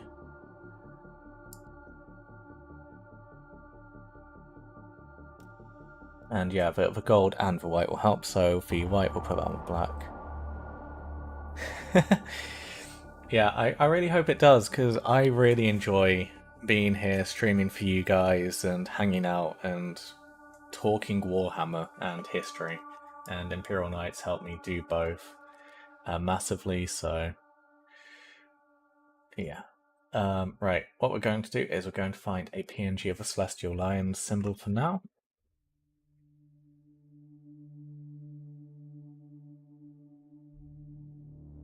Yeah, as that's the one we're going with.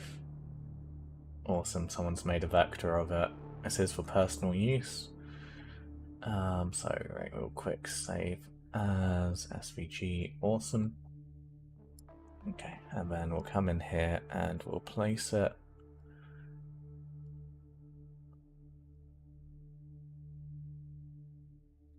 First, we'll convert it into a PNG.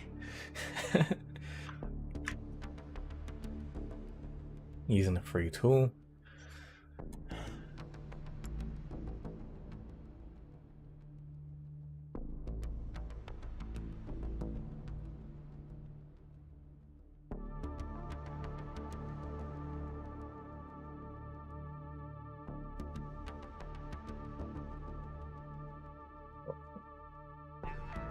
Right, now we'll place that.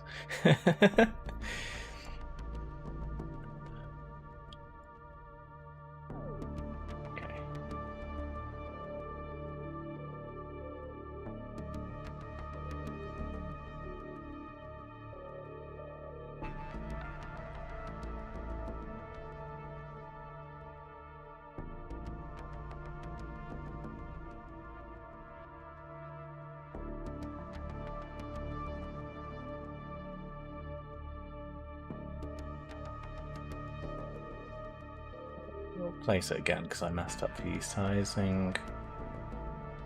Place. Cool. Remember to hold shift this time so I can actually scale it down, and I've lost. Oh, this is going well. So I want it kind of center of shield. I'll put it there. I know you can't see it right now, but that looks fine. Can we just quickly invert it? No, we have to then go in with the paintbrush and convert it that way. There we go.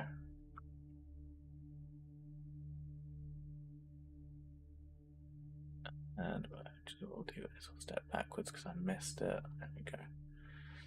So that's really low resolution, but it gets a point across. And I'll put it there, I think. So that'll be the symbol we have on this knight. I think it actually looks quite good.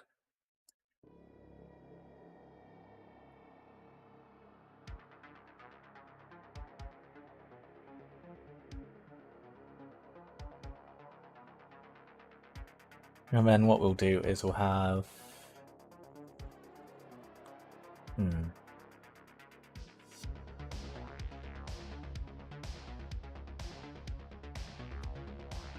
Yeah, I don't think we need to put one on the shoulder.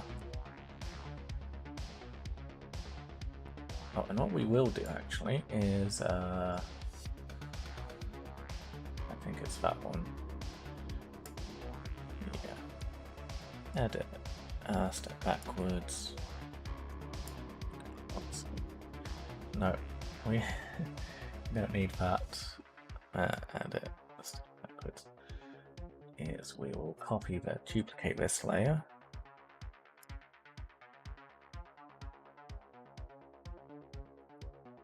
No. Duplicate this layer.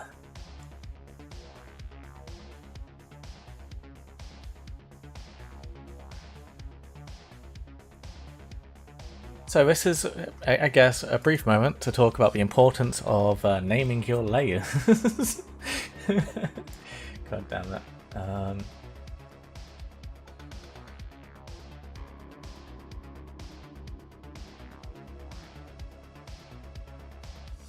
That one.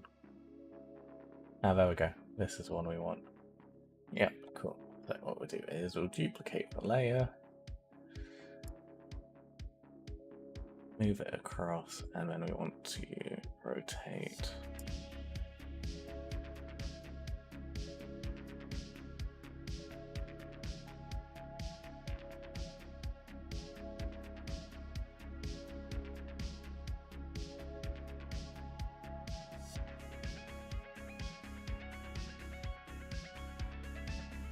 We also need to flip it.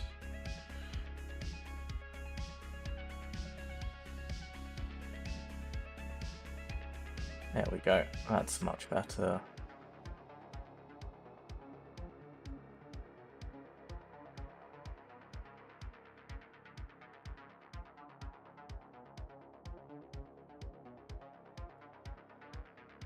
You can tell I've only had one coffee today.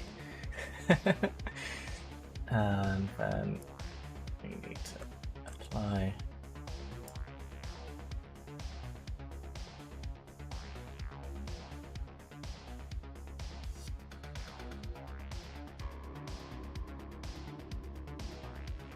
Transform. No, flip. No. Transform.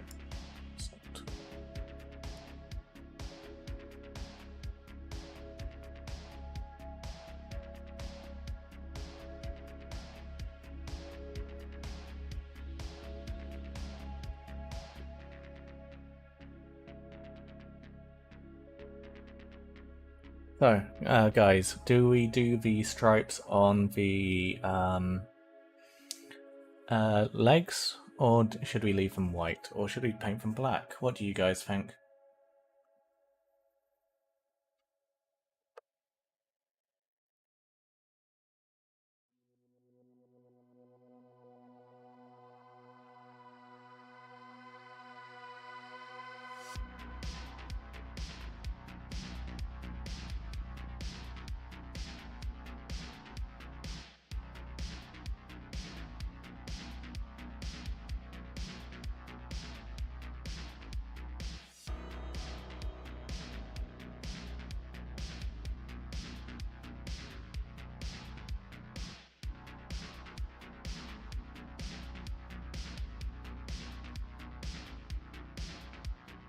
Oh, we also need to place a lion on the kneecap as well, I think.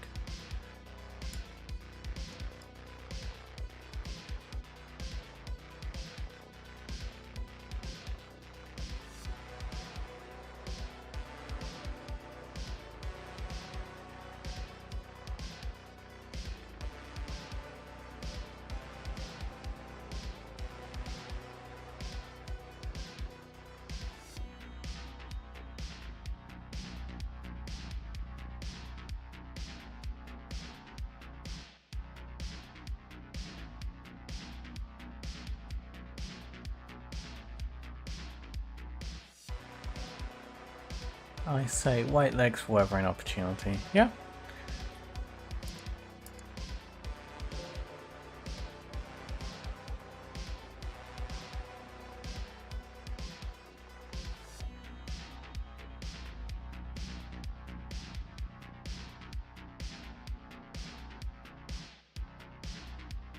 Okay, that's just gonna look awful because of how small it is.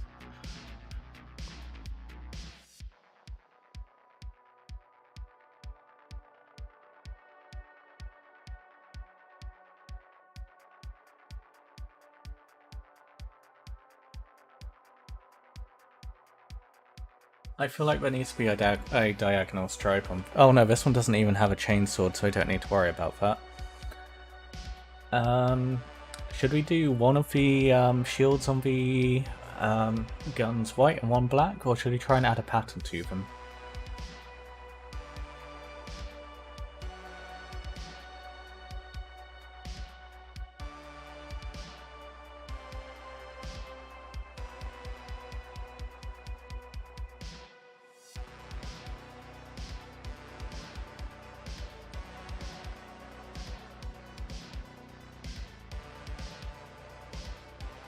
And whilst we have a brief moment, just like to say welcome to all the new people here. What I'll do is I'll quickly dump a link in both Twitch and YouTube to my link tree, which has all the links to Discord, YouTube, Twitch, and my Ko-fi and Patreon if you want to support me further. Sorry, it looks a bit weird. I have the forced dark mode on Opera, just because I find it a bit more pleasant. So I'll just dump a link in Twitch. There you go for all you guys there. So if you want to come and hang out with the community on Discord, the link's there. If you want to support me on Patreon or on Ko-fi, the link's also there too. Although that's entirely optional and I don't expect you guys to give me anything. It needs to be said, really. And yeah, if you're on YouTube, remember to hit like and subscribe if you are enjoying this so far. Yeah, let's carry on. So, Wu made a suggestion, maybe we do one black, one white on the arms. Yeah, I think that could be fun. And what we'll probably do is we'll add in a little icon or symbol in the bottom corners here as well.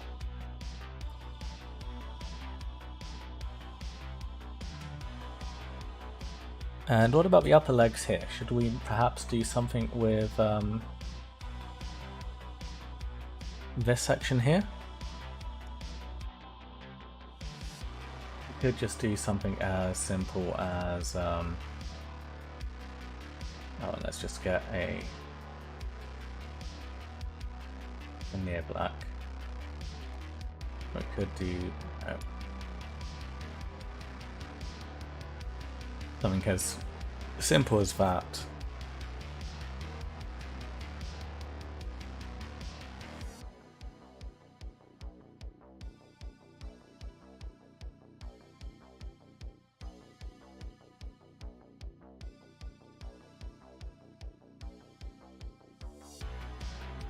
And what we'll do also, just for sake of imagery, is we'll paint this one black for now, just so we have an idea.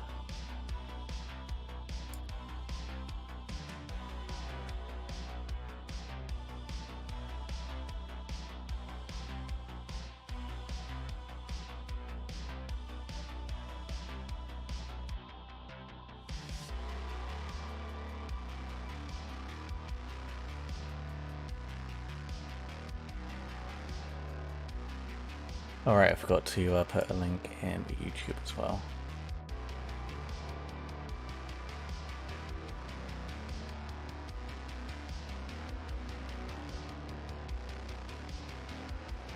There you go.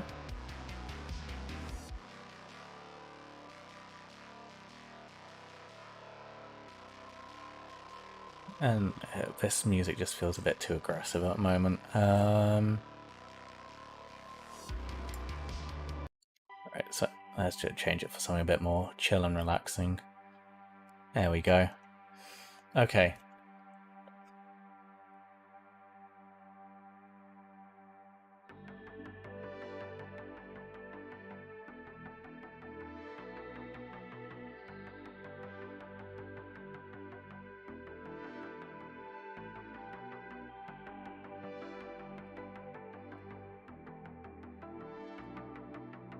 So what do you guys think of this idea so far? Do you think this is a good setup for the night? No, other things, where the red is, will have a half cog, so the cog will disappear around. It will only be on the red side. Or we could put it in the center, that's also an option.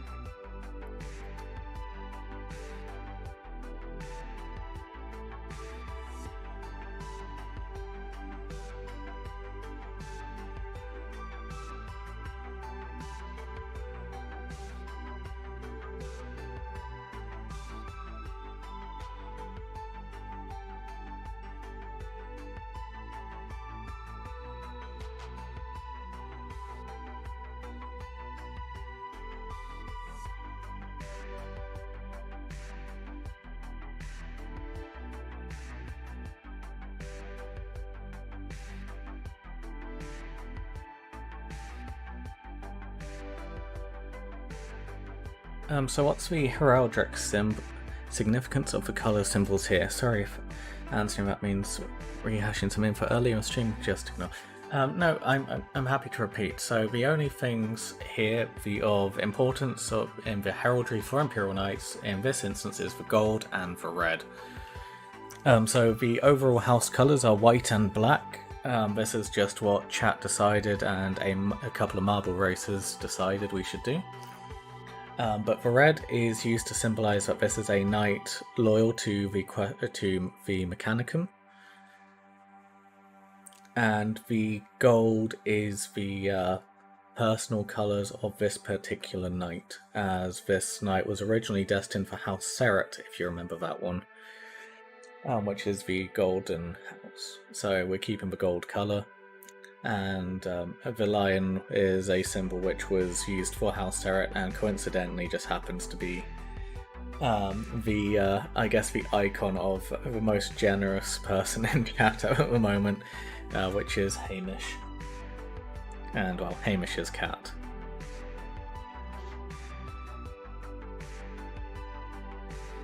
So we're going for the lion symbol. A lion is also used to represent bravery as well, so I feel like it's a good touch. And what I probably will also do is sprinkle in a couple of Emperor's Children symbols in various places. So on top of the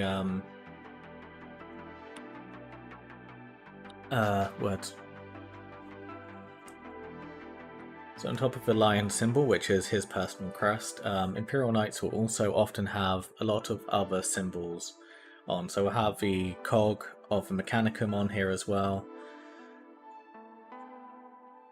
And we'll also have a couple of symbols for the Emperor's Children scattered around as well, because these guys will be working most with my Emperor's Children army.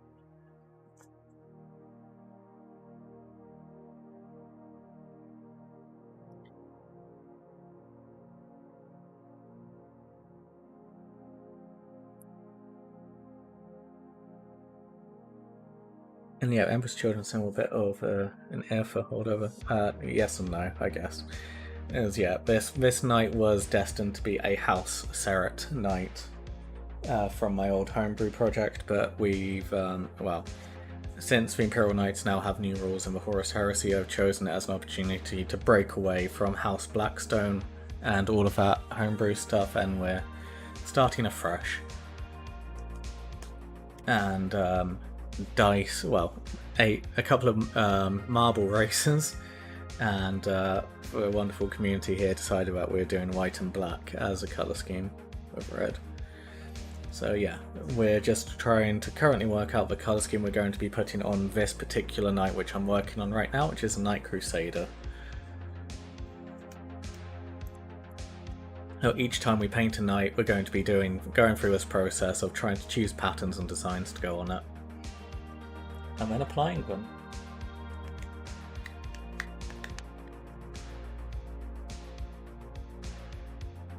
And I'm not sure what more we can really plan here with the colour scheme, as I'm not sure there's many other places in which we'd add particular patternings at this point. What do you guys think? Think we should send it as it is, or do you think that we should add some more to it?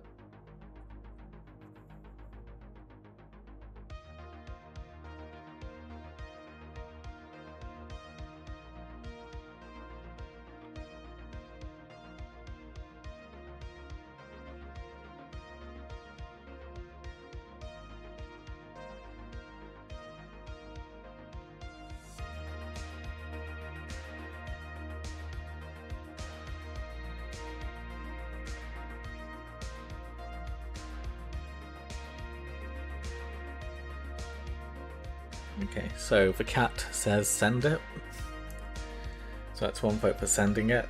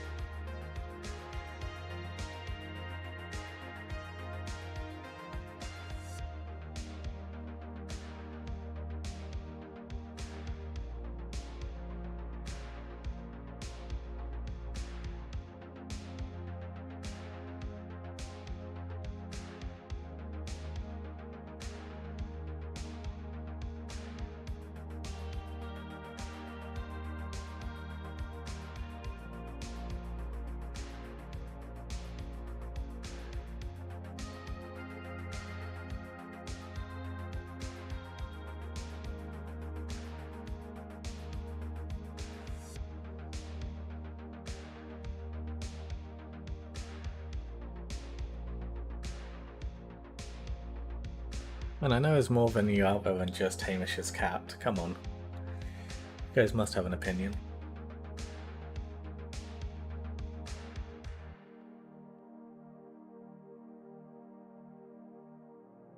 Look around a bit longer, add anything if it comes to mind while you're browsing the web. Yeah, let's have a look at some Imperial Knights designs on the interwebs.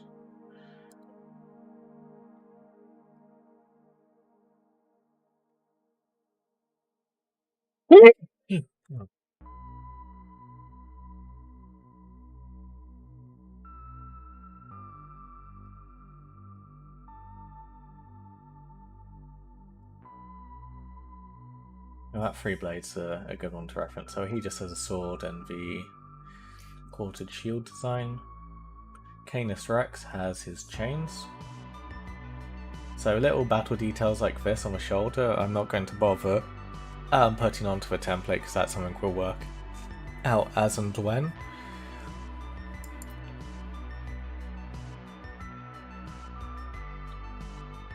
Thanks, Will.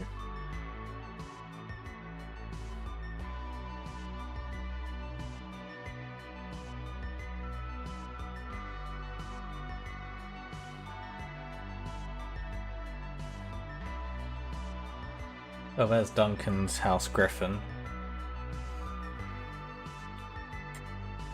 There you can see they've gone for largely blue and white as the heraldic personal field.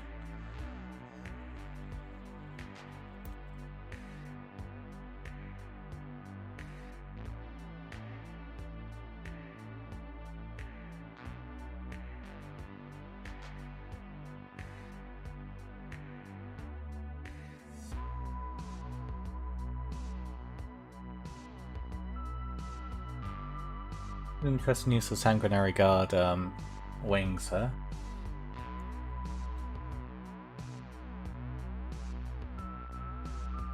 Also a nicely converted weapon as well.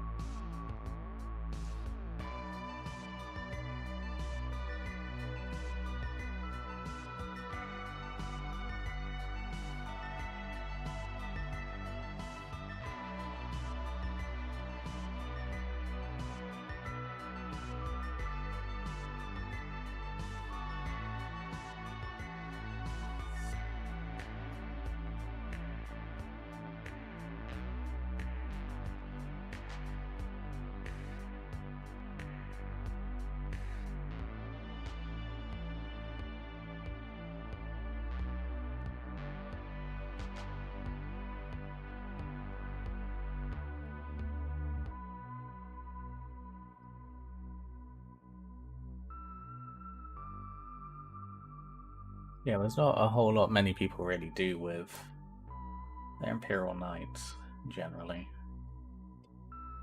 And especially the Codex ones as well. Like this guy just has his personal heraldic symbol there and no patterns.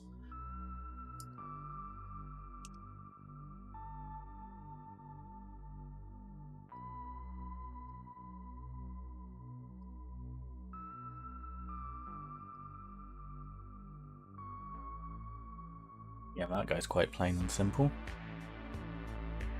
You see the yellow for personal heraldry, and again on the leg, and black on the insides of the legs to represent his Questor Imperialis. So loyal to the loyal to the Emperor, not the Omnissiah. How about lettering / scripture on one of the shins? Yeah, we could do that. Actually, do I have any details for that? That would be nice.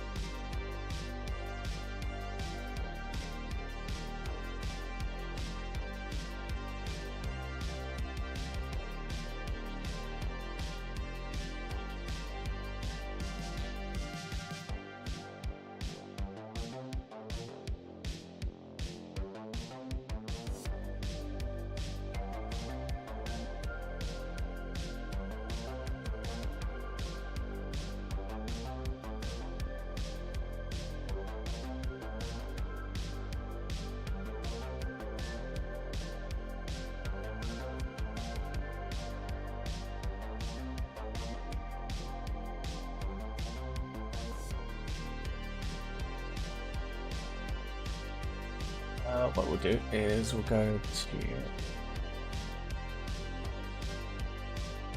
game, so yeah, it was quite nice. We'll have a look at the transfers that these guys have, as these guys are my nearest store.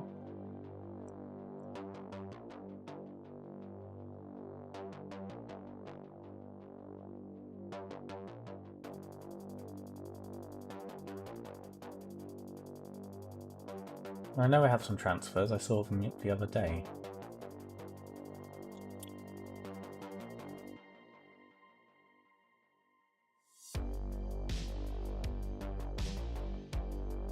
Well, I guess we'll just have a look at Mighty Brush. So we want those ones. And I saw some scriptures, didn't we?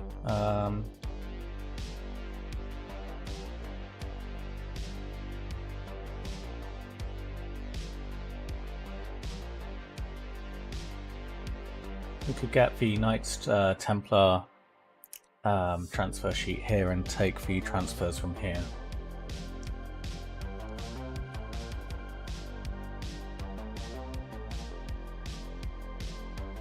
And also I want the hazard stripe ones because there will be sections which I want to put hazard stripes on.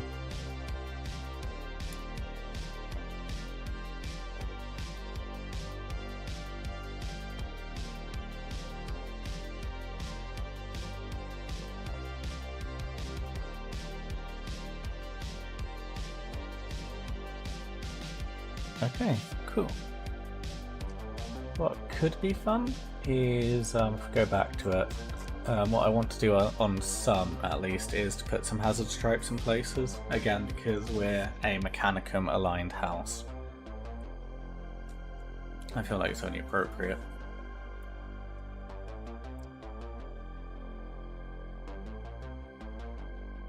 Oh, that's points.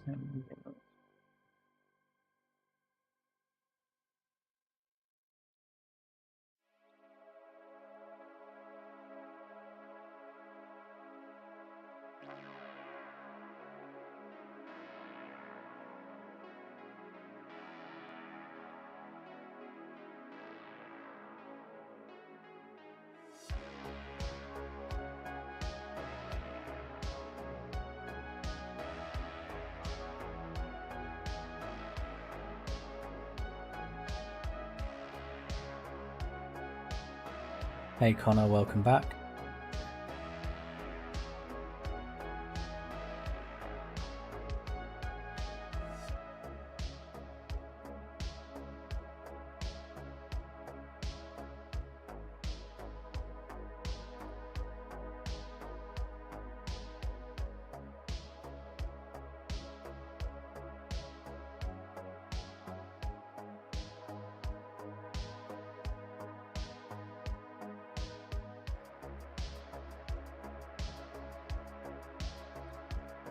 No. So with the Imperial Knights transfer sheets, we also do have the AdMech symbol.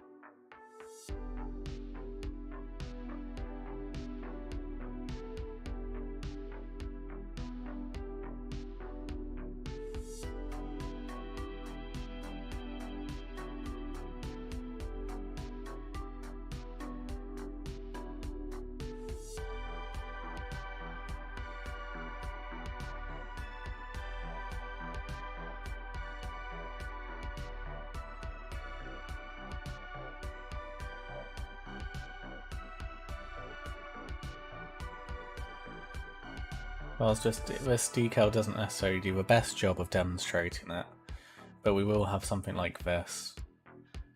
And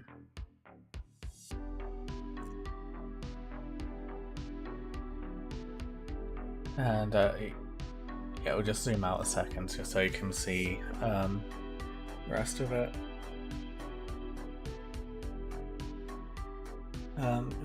Yeah, so I know you said you want white equals 1, so if you wanted to break up that thing, I was thinking maybe the second white chevron up, see a wider frame for to break up the black. Yeah, so from the front it looks a lot more black, but yeah, if you look at it from the top, it's just a giant black chevron on top of the knight.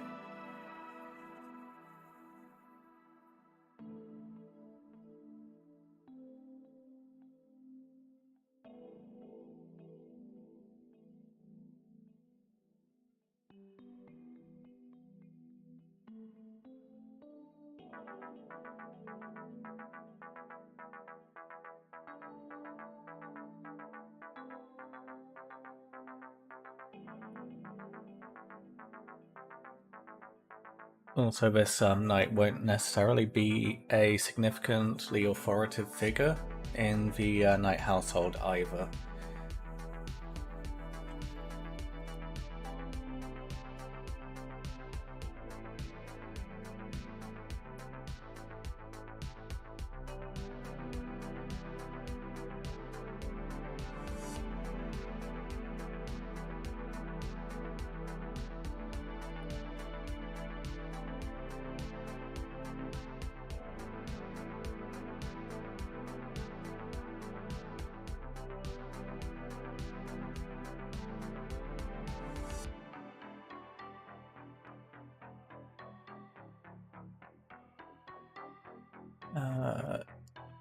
Let's just...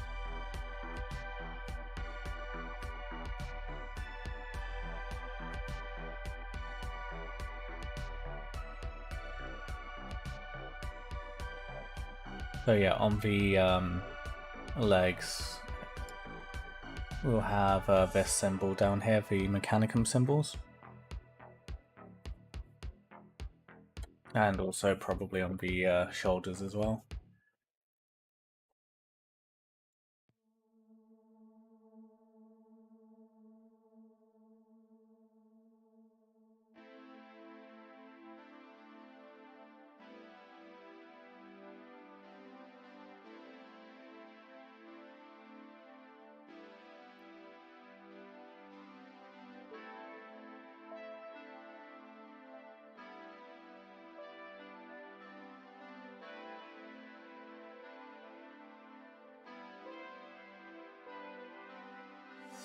And there's also, you can see the various victory marks and stuff as well.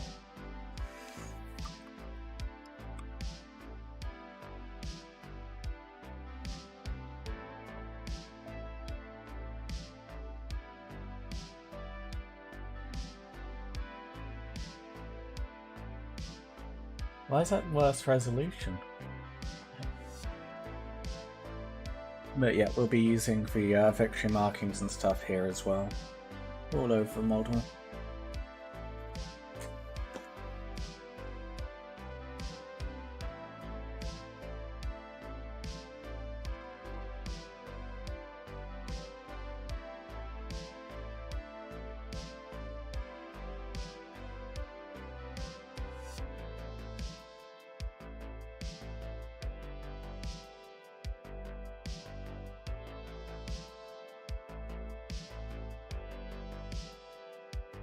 So yeah.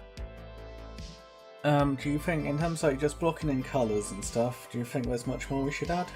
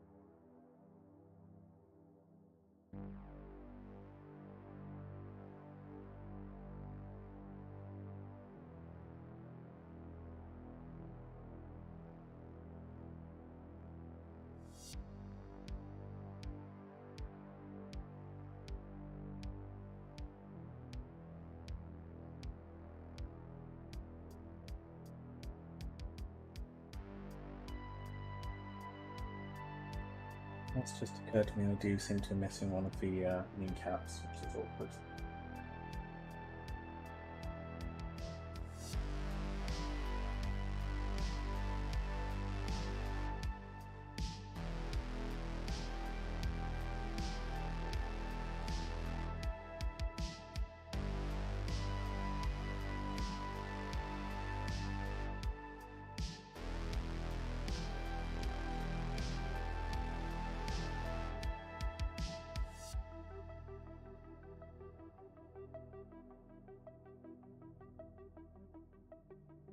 Hey, no. Danger. Crisis averted. I found it. Okay, so what we're going to do now, then, if no one else has any other suggestions, is we are going to save this as a PNG.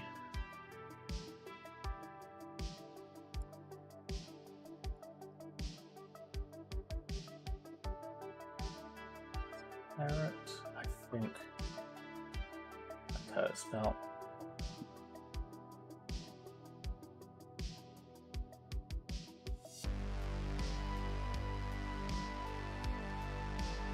And what we'll do is we'll go to Hobby Hangout.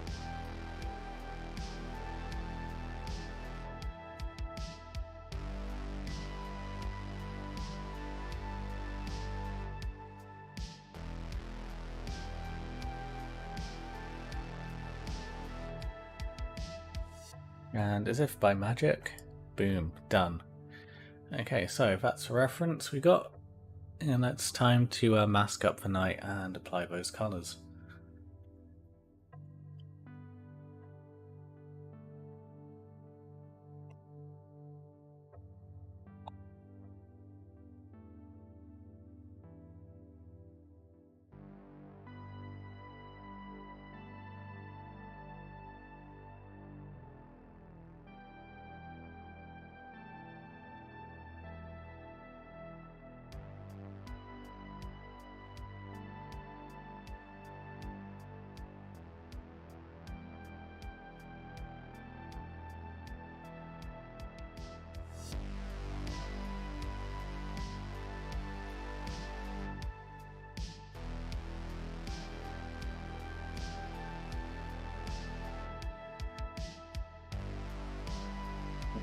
Sorry about this, let's just right, we've got everything loaded in.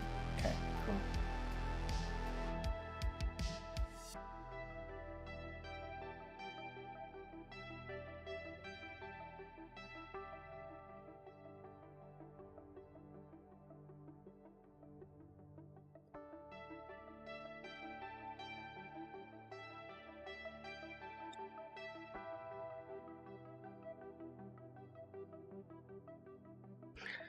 Yeah, it does sound like a good time for a break there, Hamish.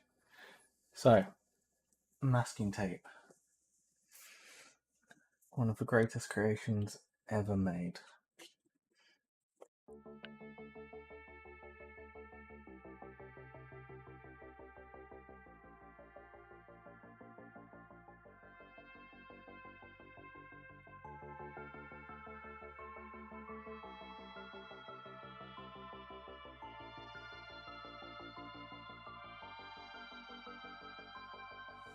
Is just tidy up my roll of masking tape and cut off some of the less tidy areas of it. Once I remember where I put my knife.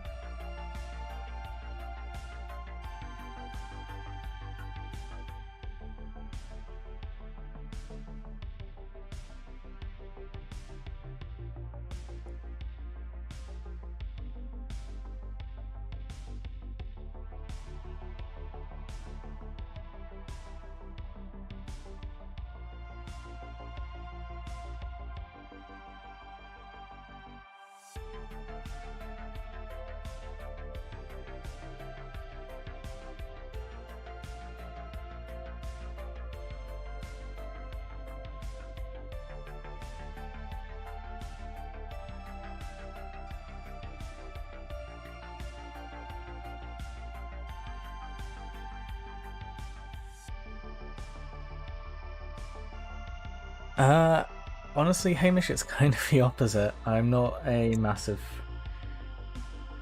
fan of the sisters.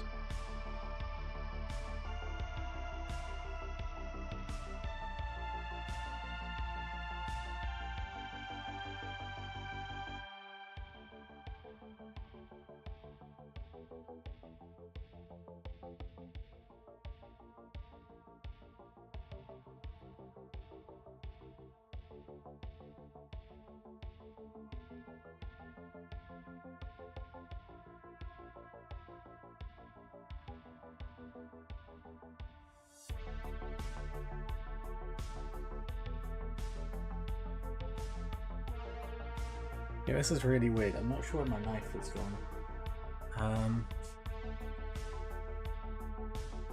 What are we doing first then? Probably the shoulders, as they're probably the easiest bits to do.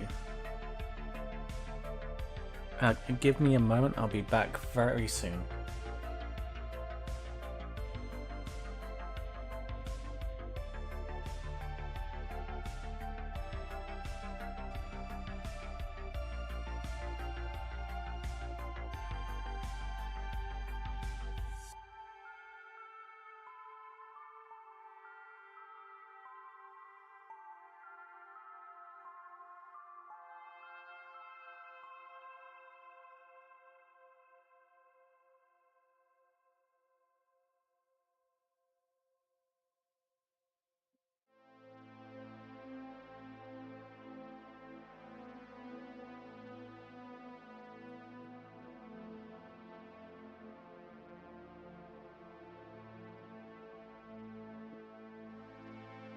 Okay, so crisis averted. And I suppose this is another little tip for you guys. Get your partner interested in Warhammer. That way they have their own hobby and equipment. So in the case where you ever misplace, lose, or otherwise cannot find your own, you can always go and borrow theirs. I'm just gonna trim off this torn off section and we'll start taping in those stripes.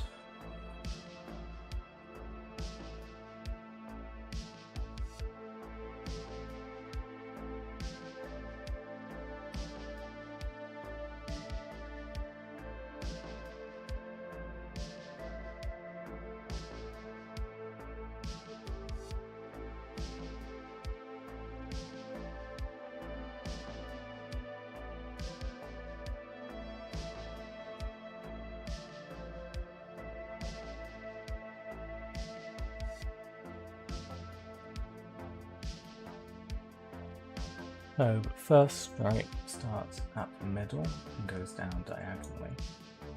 So what we'll do is we'll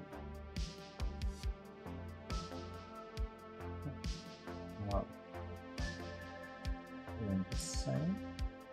I think that would be a nice line, and then what we'll do is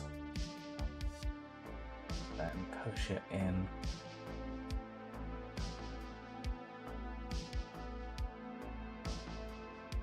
Place.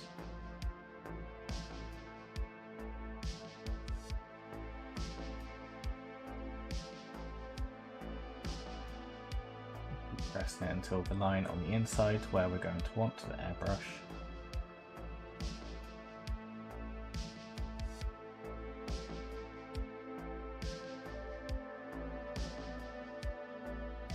I'll have to name the cybernetic husky after you in that case. Most valuable of my colonists or buggerholes. Stuff non-stop. I'm not sure if I should be flattered or insulted by the fact you're naming a dog after me. Yeah. Hey. Also found using some sculpting tools. A useful milli cut is very good for pushing the masking tape in to the area as well.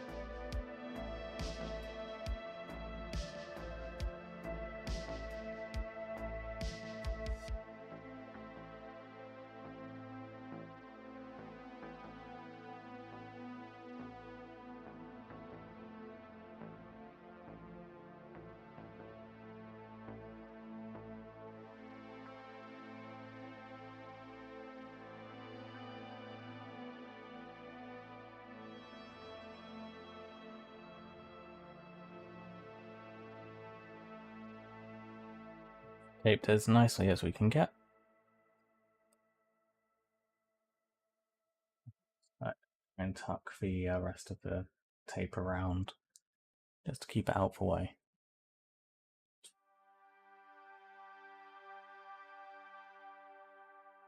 We'll get a second strip of tape.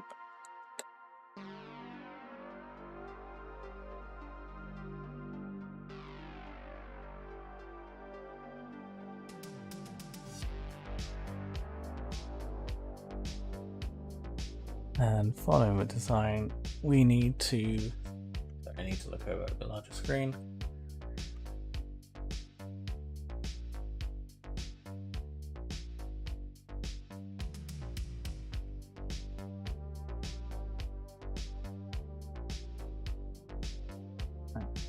Go similar.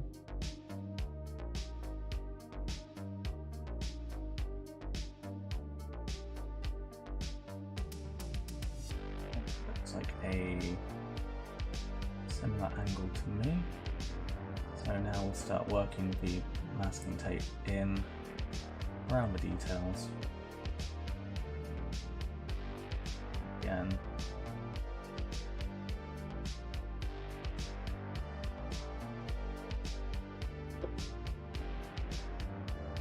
Into we'll thoroughly test these creases.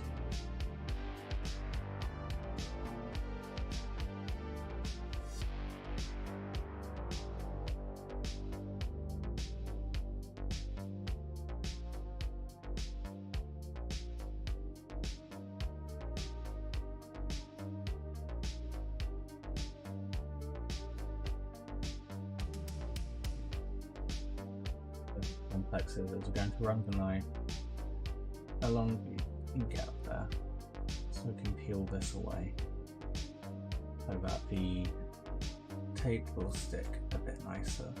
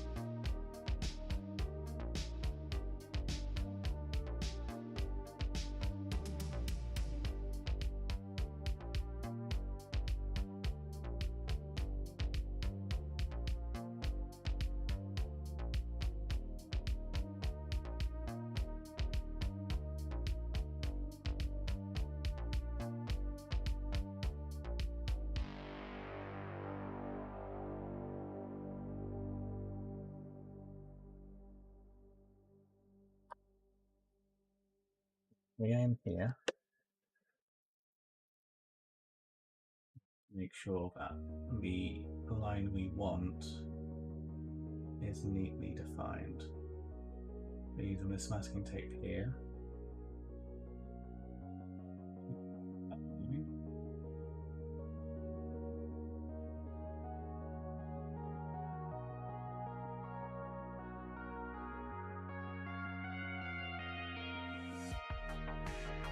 What we'll do is we'll just broadly tape off the rest of the area.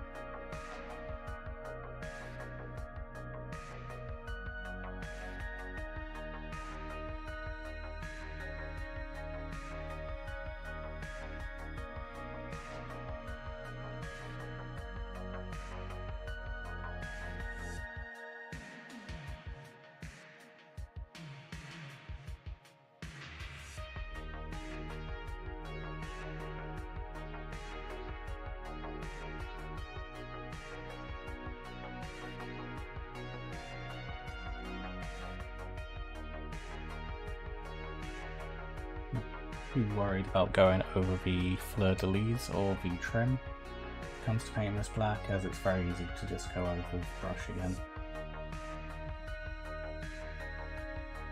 What I'm worried about is going in red. So that's almost all we really need to cover on this shoulder.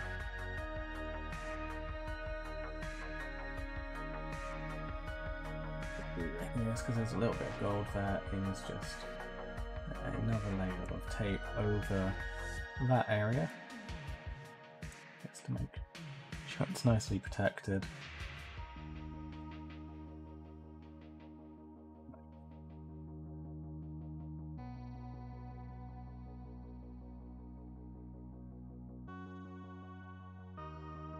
I use the Tamiya masking tape, as I find it does the best job of not peeling away the paint you're putting it over.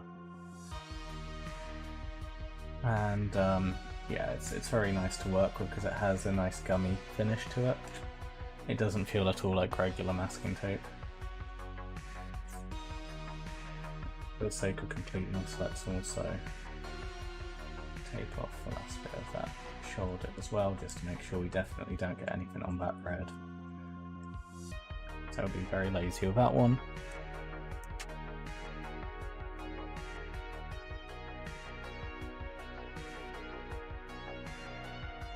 For decals, yeah, we'll go through that once we finished the black, actually, because there'll be a bunch of decals we start working on today, or can start working on.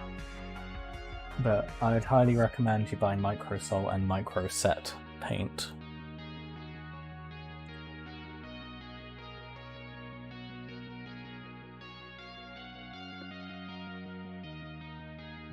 Again, this one, lie it at an angle which looks about right.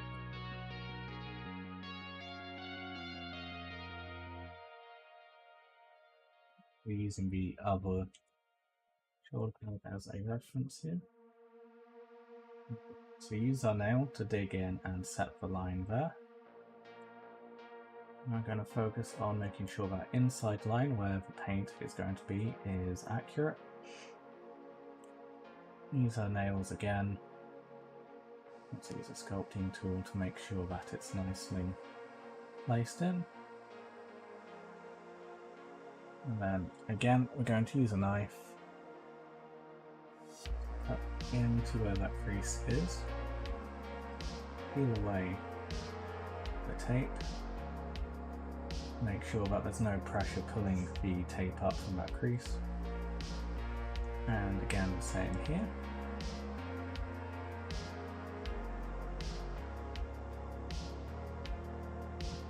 Smooth line, and there's no pressure from the rest of the tape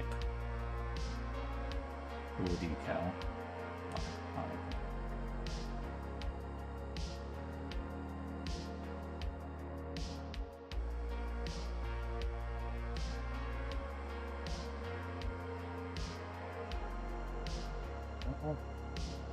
We'll have our nice stripe there. Get some, well, we could actually use the rest of that tape.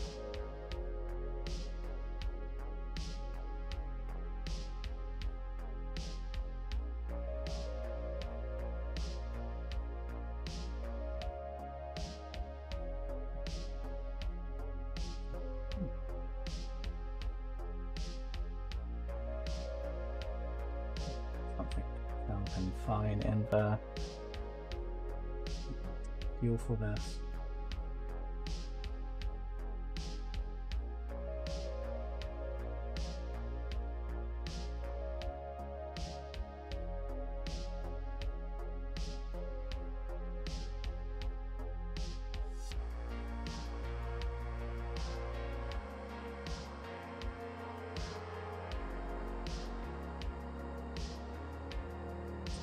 Again, extra.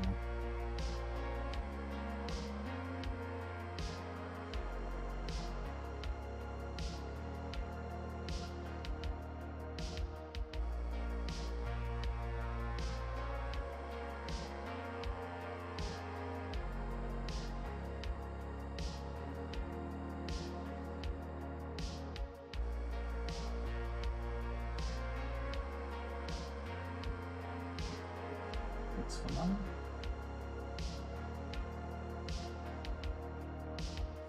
Go for a process of putting tape over the rest of it again.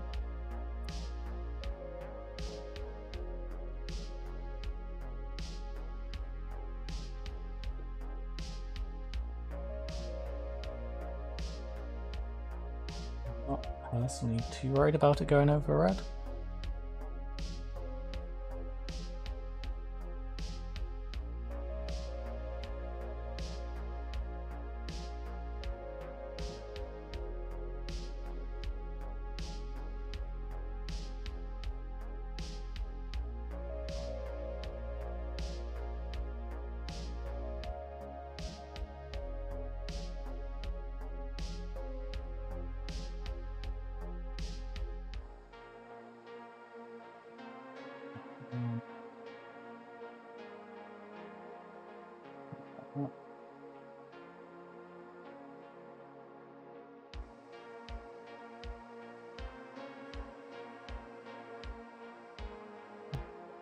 Basically, I'd do it the same way we're already kind of doing it, just multiple bands of tape.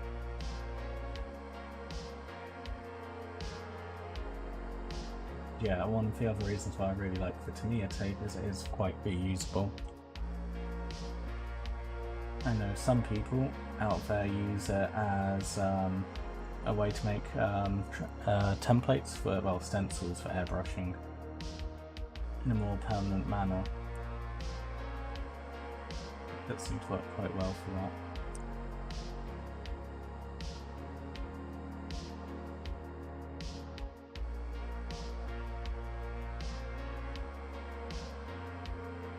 So that's those two taped up.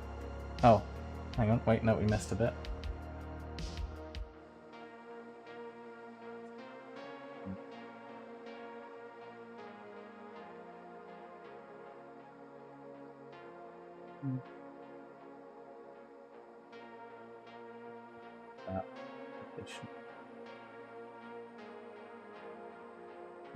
Likely to get touched by the airbrush.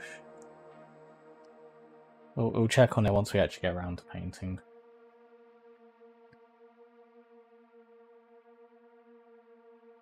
Right, time for a massive chevron on top.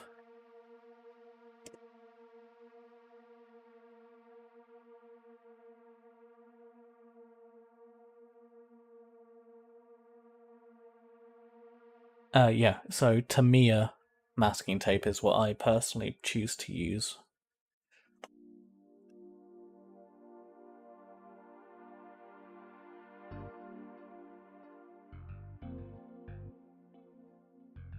So just quickly looking over the reference on my screen. I'm going to do the chevron like that. So I was using the marker on the top here where the cannon goes as the reference for where the stripe the chevron starts.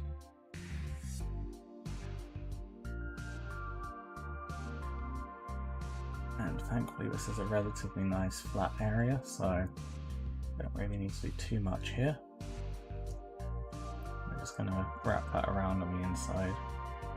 Just make sure to work it in.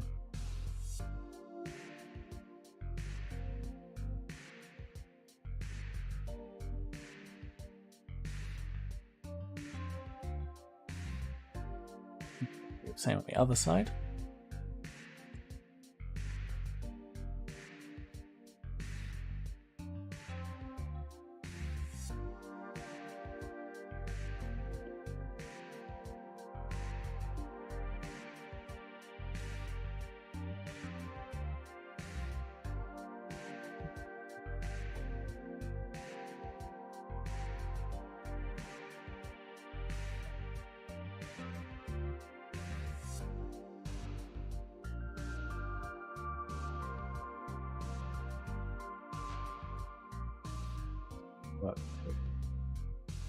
Again, so this one's a bit more complex because we have the ridges here. I do need to be careful. But again, it's going to be relatively straightforward.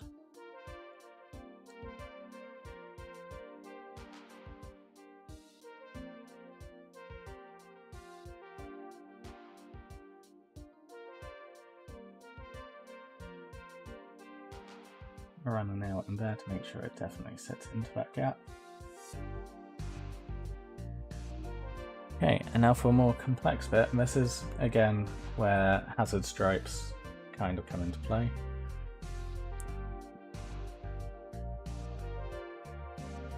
Gonna get more masking tape. And what I'm probably going to do as a reference here is put some tape down, making sure to line it up with the existing tape.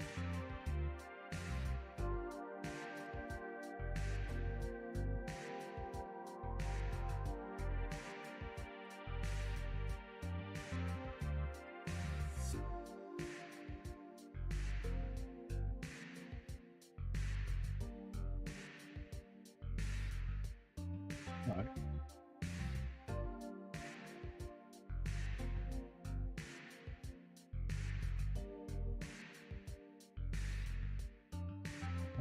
Done, but it's mostly there as a guideline. And then what we're going to do is we're going to get another piece of masking tape, and we're going to do the same again. Line it up as best as we can with the tape we just put down there.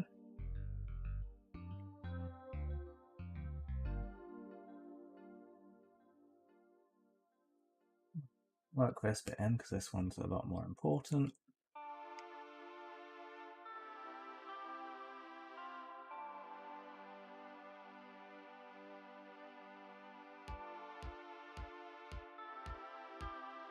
Then all we need to do is peel that one away, and we have a perfect band.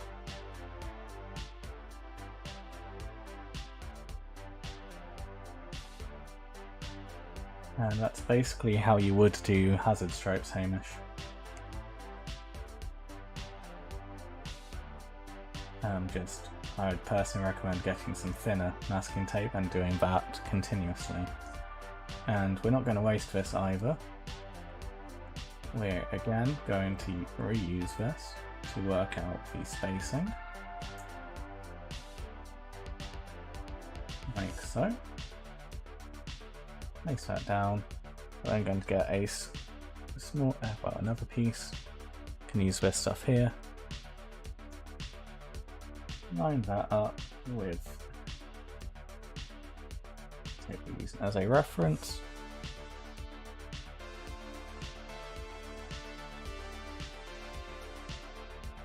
Mark this one in very thoroughly.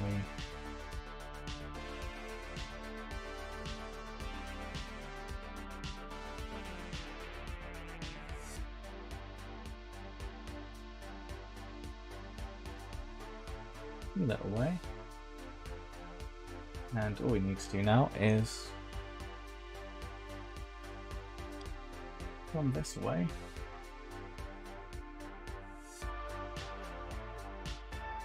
In line.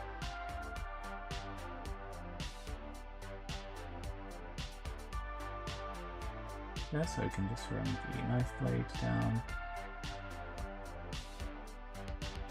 Mark the chevron point.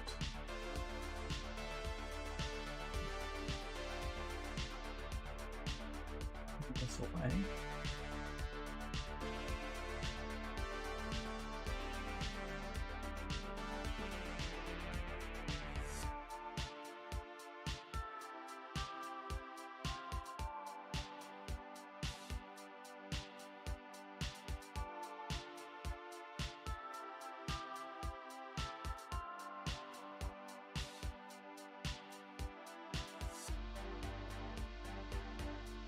And be left with where the chevron needs to be.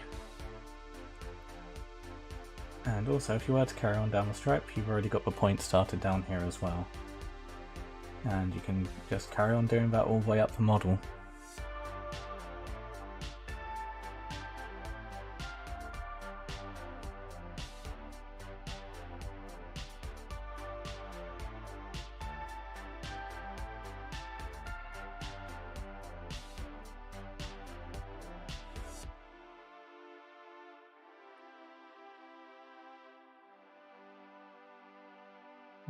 honest, because I can, I think I will.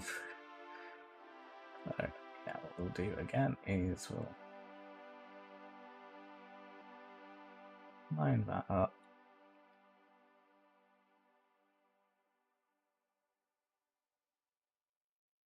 Grab another piece. That might be long enough.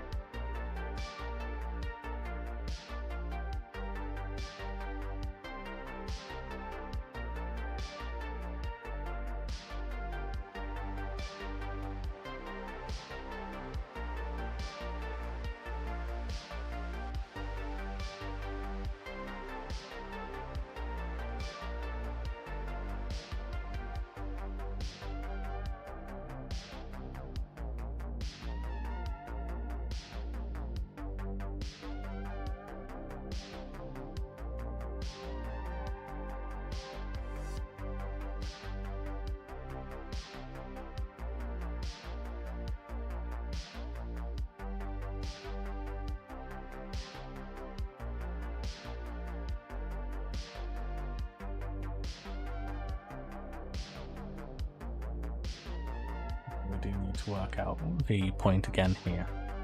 This side isn't the most straightest, but we can tidy that up using another piece. Okay. That side has a better point. Move that down.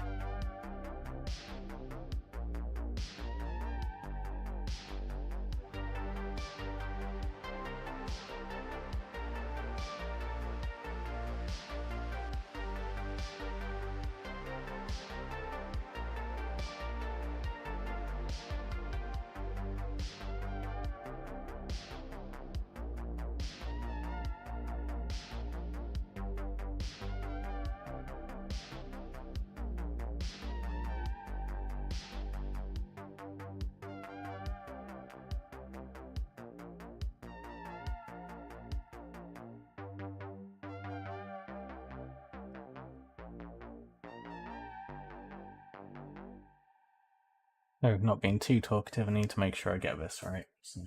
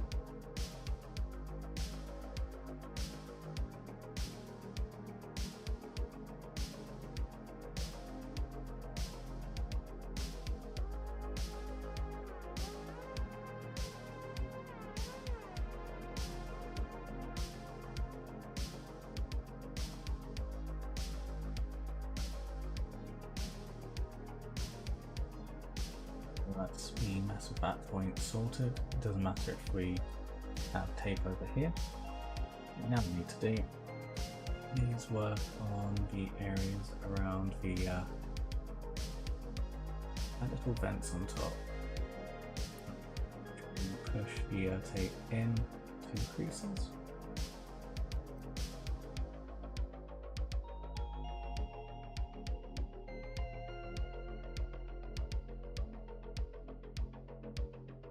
Tuck it away. Well, using the sharper point. Last sculpting tool.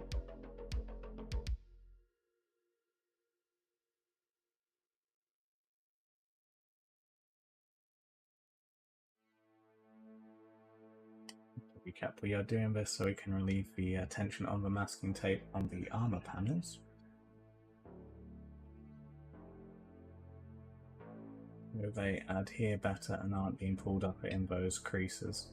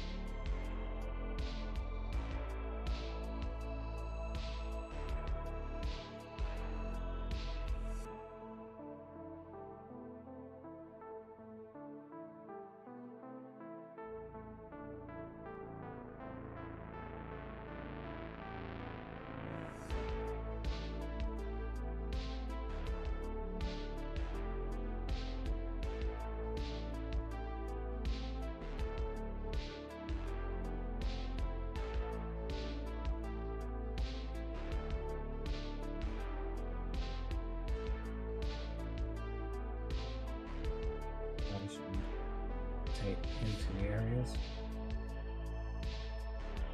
Again, with the intention to tear it, so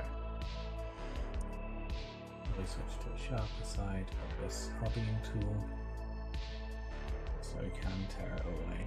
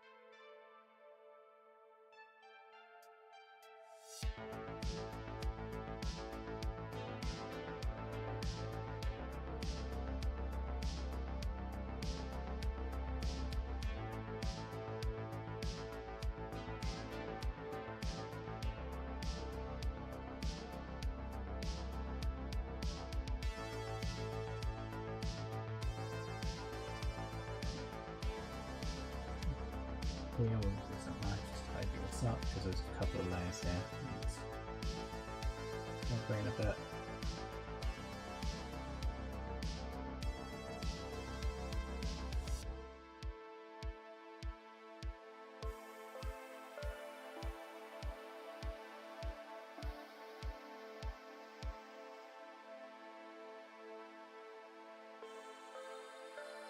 It's just going to be a pain.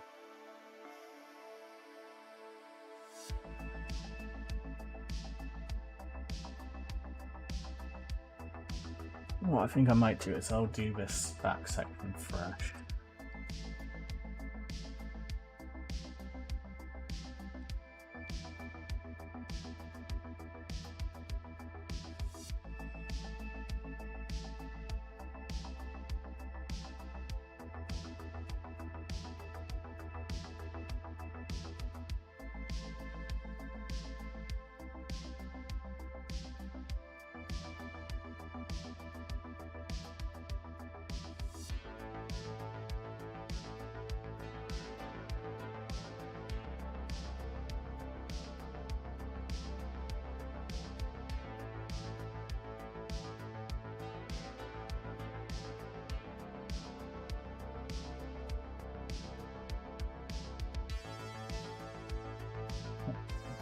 Again is the center point, we can use it as a reference.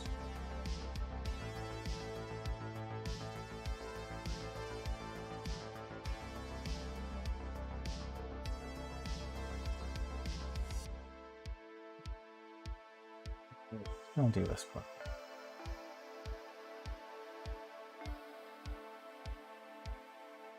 Not running out of patience just yet. Stick some of the old tape down. A ruler.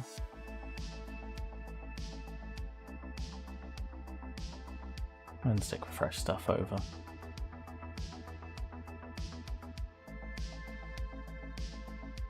Do here is just get something that's a bit more sticky. Whilst it is reusable, it does lose a bit of its adherence.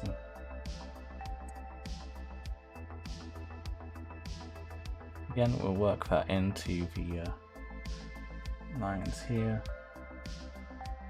and fold it around, some tension onto it.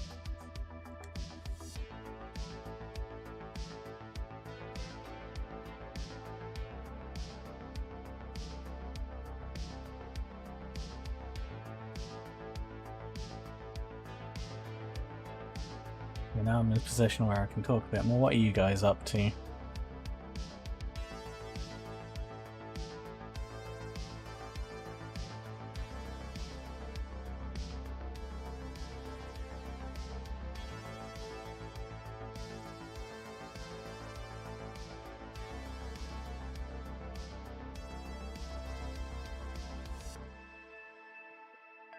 Tape with masking tape.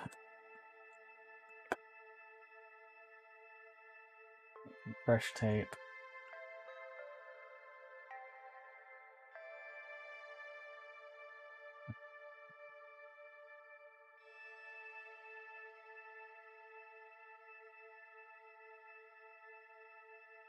That's farming central.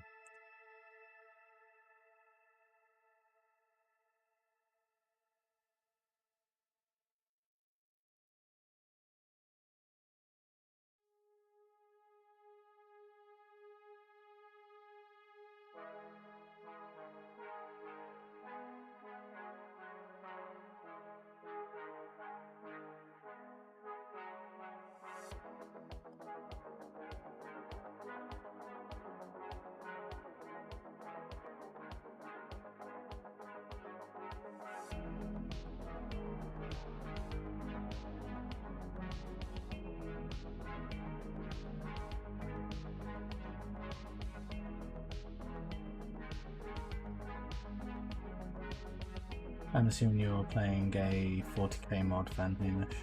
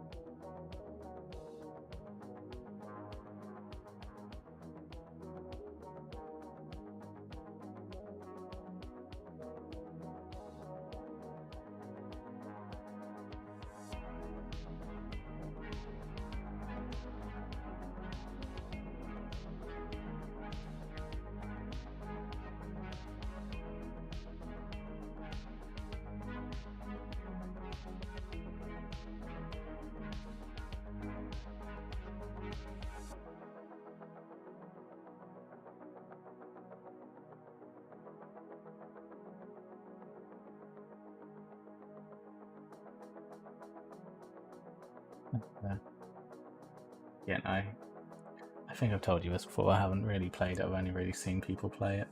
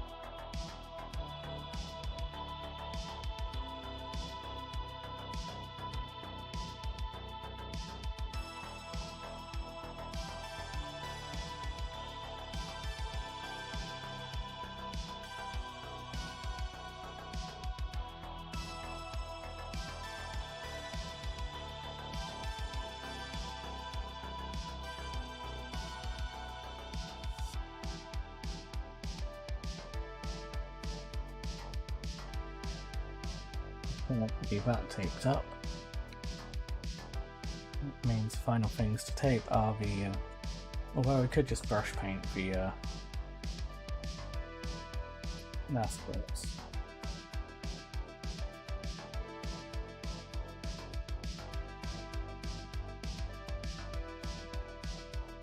Yeah, we'll brush paint the last bits.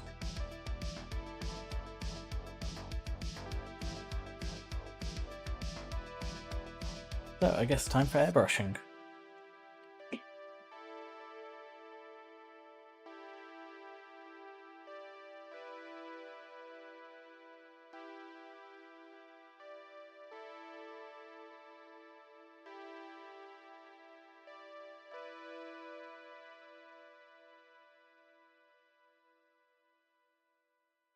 Okay, so what we'll do is first I'll turn on the studio light.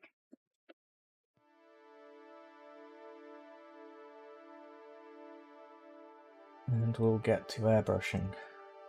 So the paint we'll use for this, just so it's easier for us to tidy up afterwards.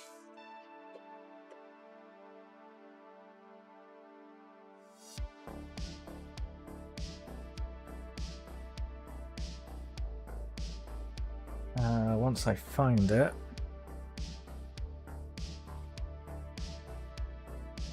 there we go. That's fair. Will be Citadel color contrast Black Legion.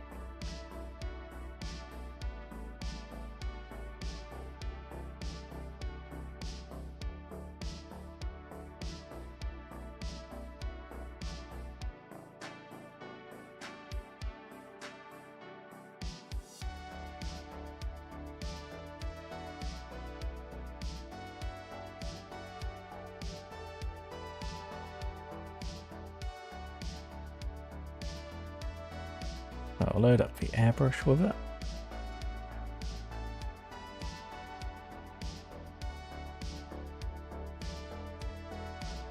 Mixing up just so people can see. And I'm going to mute my microphone.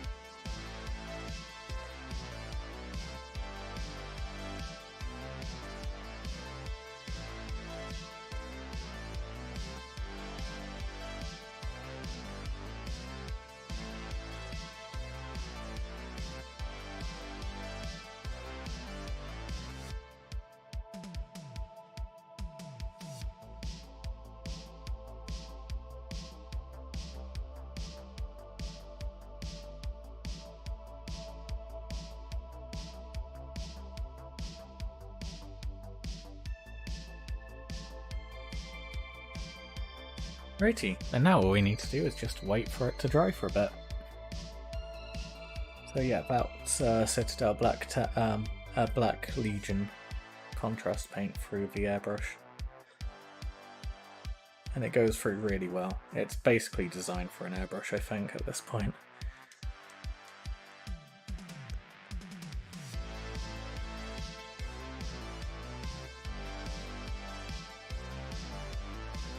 What I feel like we should do is maybe do something we haven't done in a little while, and whilst we're waiting for it to dry, shall we have a game of marbles? As I feel like everyone in this community has been deprived of that from Aurak and myself not doing it in a little while.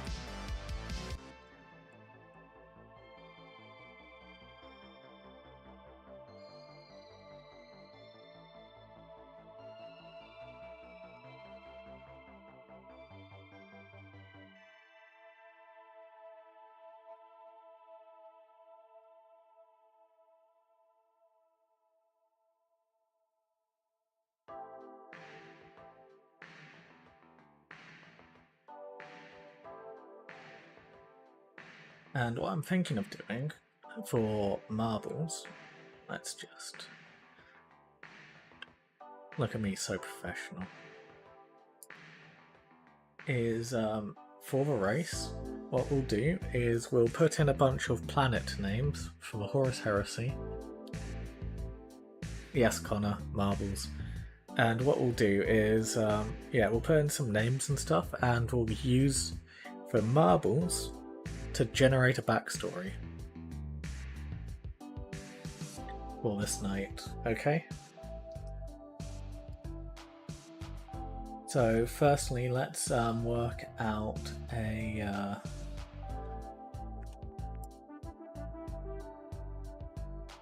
let's custom names. We'll clear it for now, and what we'll do is come up with some planet names. Ideally ones relevant to the Emperor's children.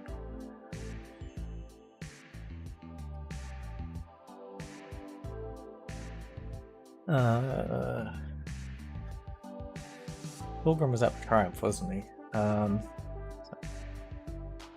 don't know.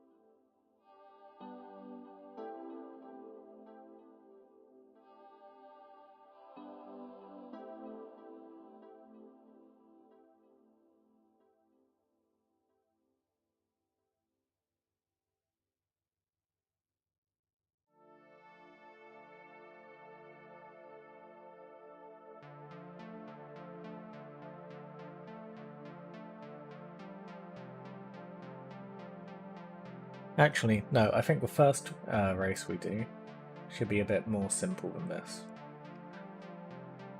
So what we'll do is it will just be a straight up a free marble race.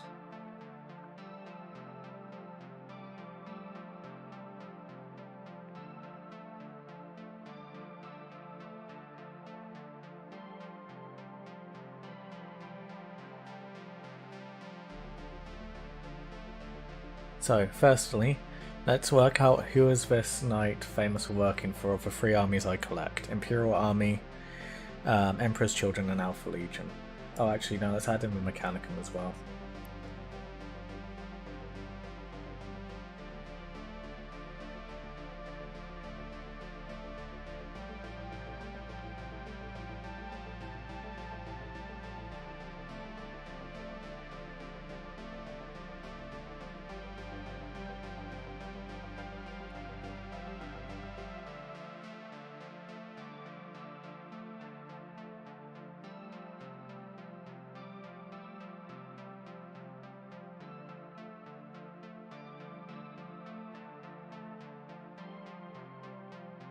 Yeah, what we'll do is a nice simple one, just for 4 marbles, simulation race. Let's just go. Let's see, who is this knight going to be renowned for working with?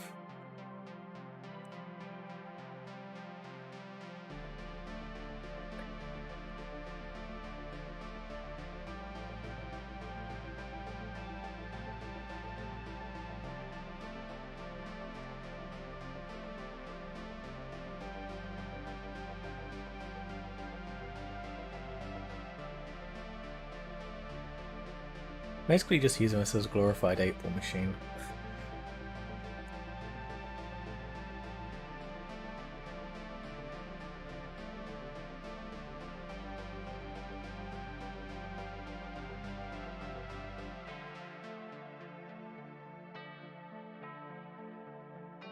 Okay, well the Imperial Army is getting caught down, so the Emperor's Children has caught up significantly. Wow, the Mechanicum out of nowhere.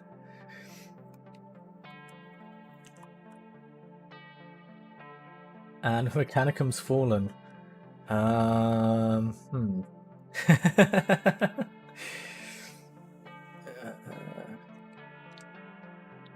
Schism of Mars all over again.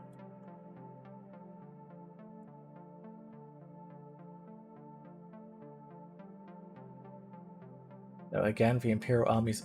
Wow, the Emperor's Children have just flown through.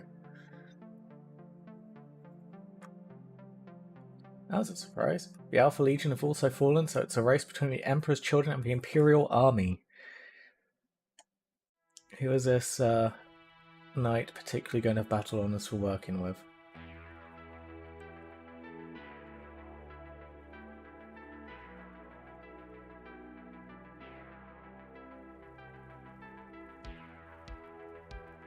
Oh, I see how this works. So I get launched into the air by the thing in the middle.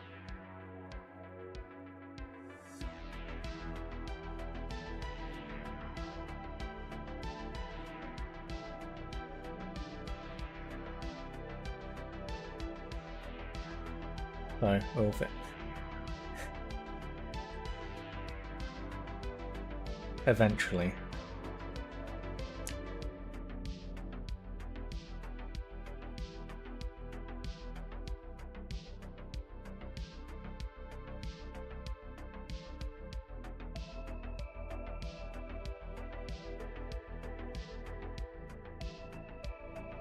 What are we going to...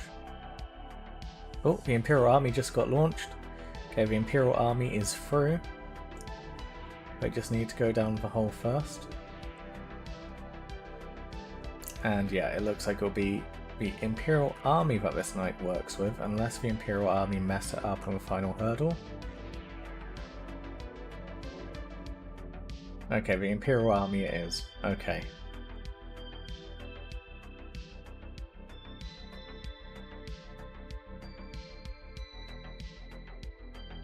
So, this knight is going to have a history of working with the Imperial Army.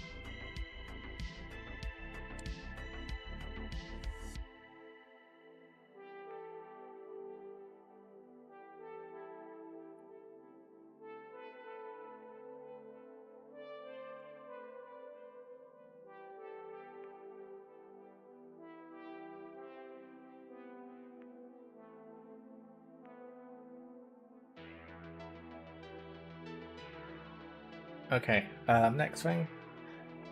What suggestions for foes from a Horus Heresy? Well, from a Great Crusade.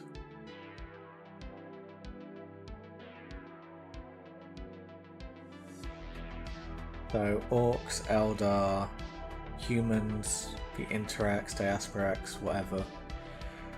Crud. What names should we throw into the list?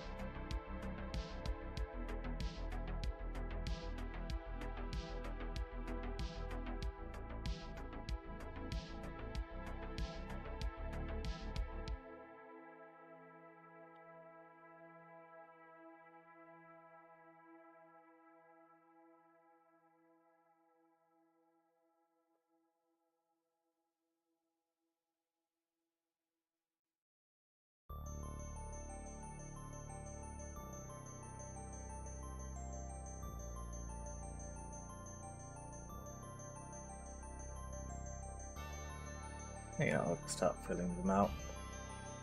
Orcs. Blood.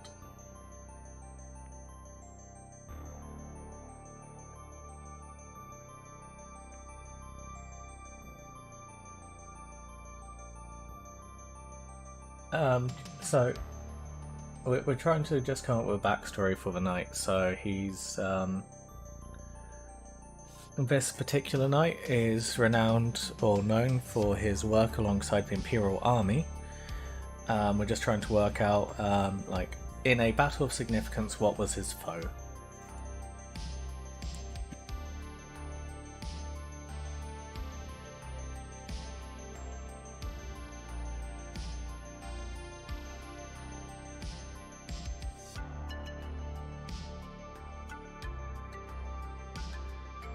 I'm going to put squats in there just for jokes as well.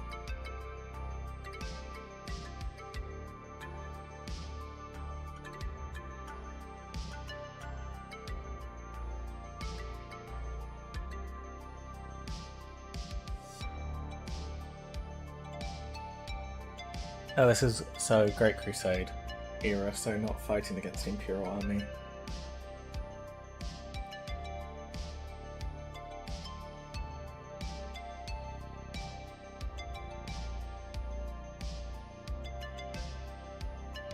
No, there were no Tyranids around during the Great Crusade.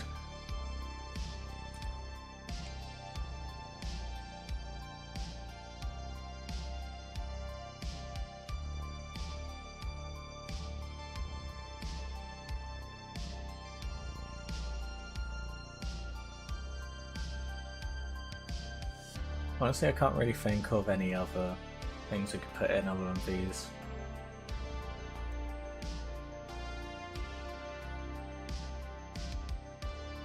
Oh, actually.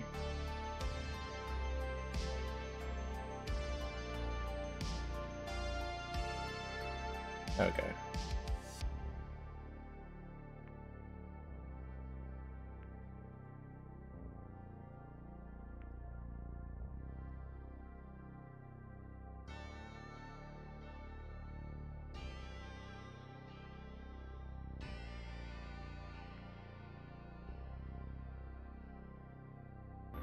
So what battle of renown did he have, and against what?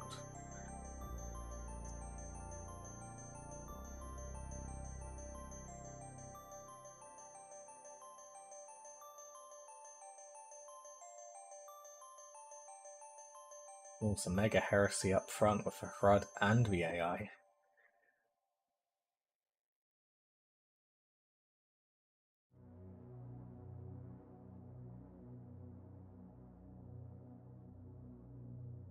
Orcs have caught up a bit with the Interax and another Knight trailing behind. For a moment, it looks highly unlikely that demons will be the leading ones. Orcs are really pushing ahead here. With Interax, another Knight, followed by Squats, Humans, Great Beast, and Hrud.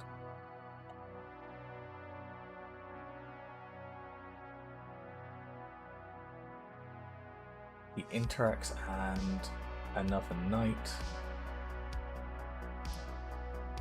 taking the lead.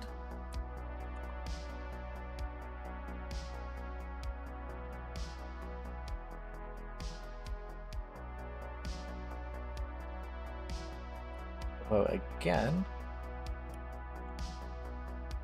the Orcs have taken the lead once more, going for a faster route this time.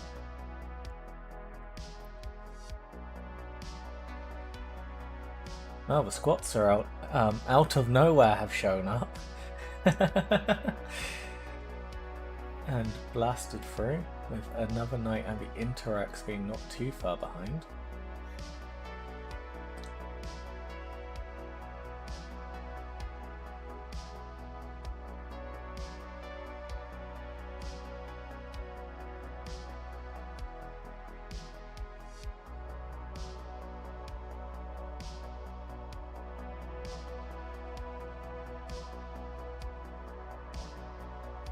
It's currently a race between Orcs and Squats. The Orcs blitzing through that snowflake there. The Squats getting caught on it. The Demiurge have a chance to catch up with the Orcs here.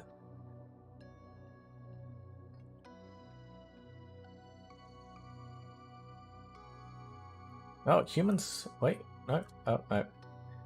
Wasn't paying attention. The Orcs are well ahead, but humans are catching up. Although this does look like it's going to be an Orc victory. So, his notable fight will have been against the Orcs.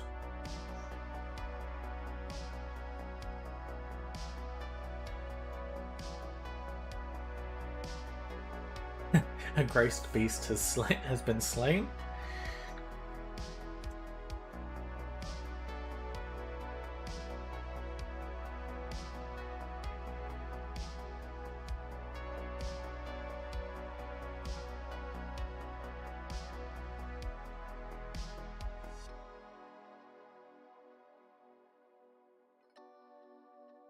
Okay, will the Hrud survive?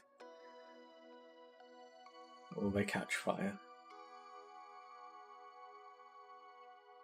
Okay, it looks like Hrud made it. Okay, so he's worked alongside the Imperial Army against the Orcs.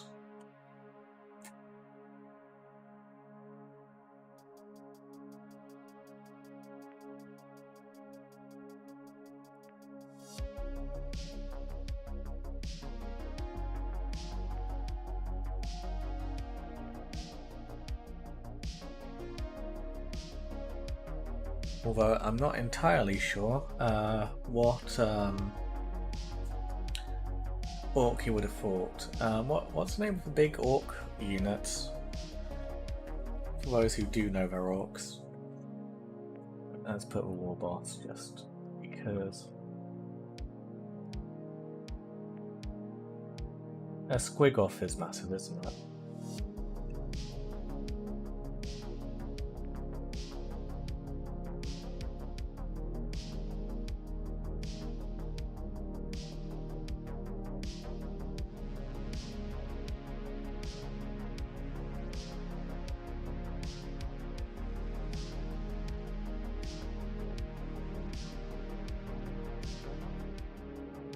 I was thinking a bit bigger. Remember, this is an Imperial Knight we're talking about here.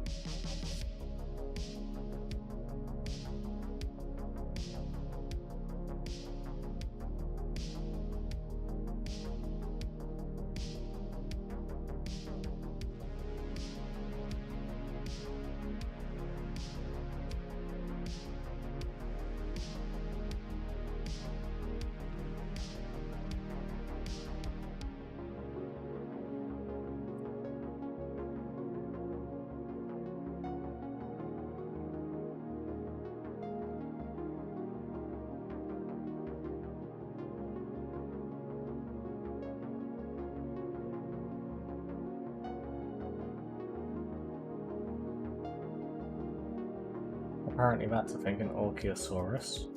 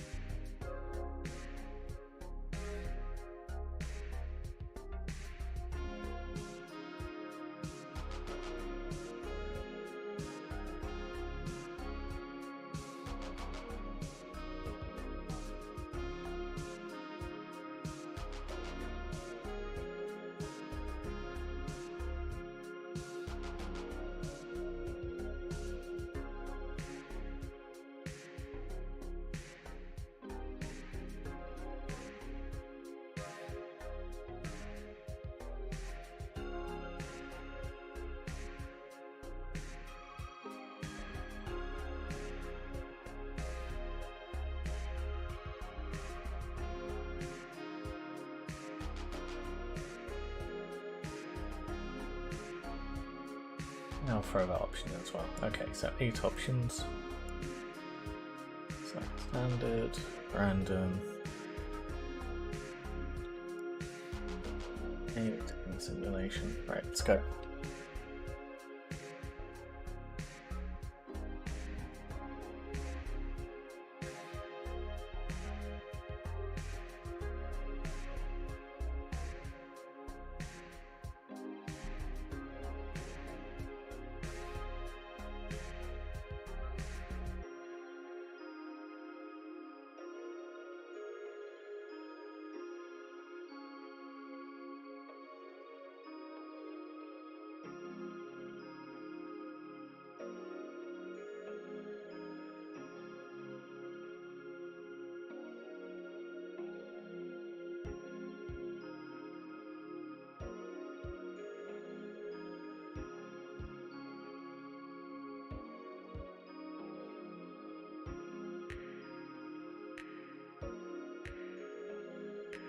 So Warboss is in the lead, followed by the Orchiosaurus. And then a Squigoff. The Orchiosaurus is taking the lead. Oh, Squigoff has been killed. And no worries, Doyle. You're not expected to be here. You can come in and join whenever you want. Yeah, there goes that idea. Oh!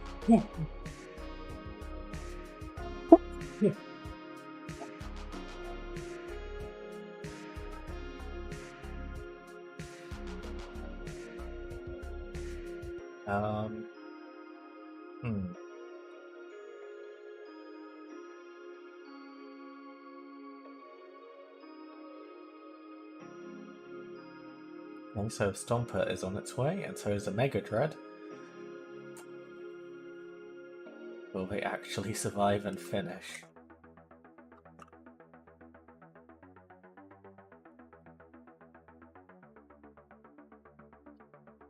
Mega Dread didn't survive, so we're now just waiting to see if a Stomper can actually make it.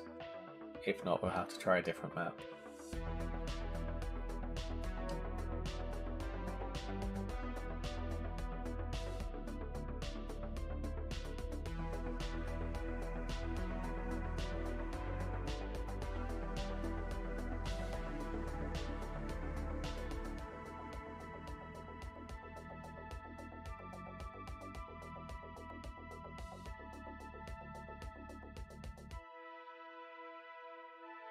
Okay, Stomper's made it through. Actually finish.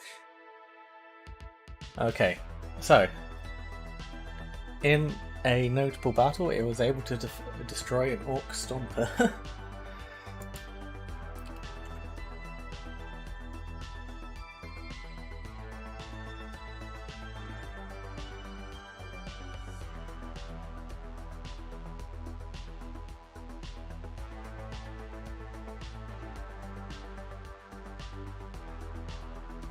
Okay, right, I think we should be good to go back to working on the night now. So, to recap, we have done we've masked it up and sprayed the stripes on. Now to see if we did a good enough job.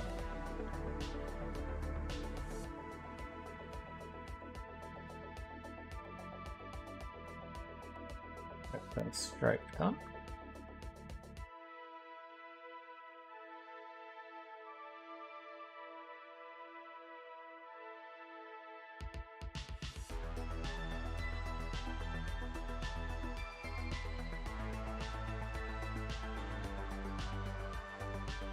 Second stripe, let's look a bit of overspray, that's fine.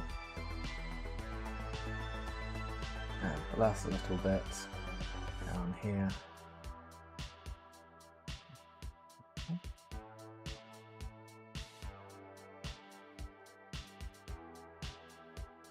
Not bad overall. Almost perfect essay.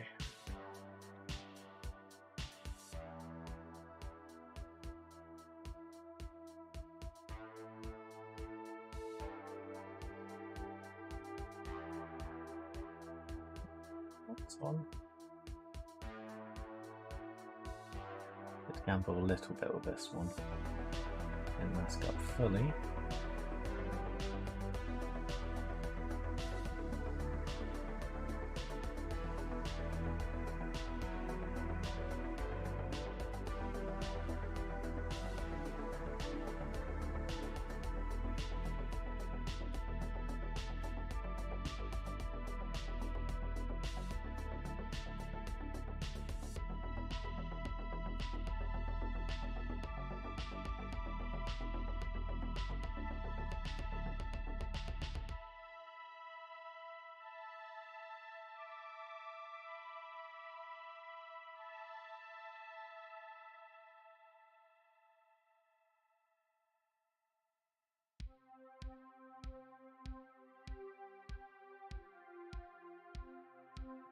That's quite good.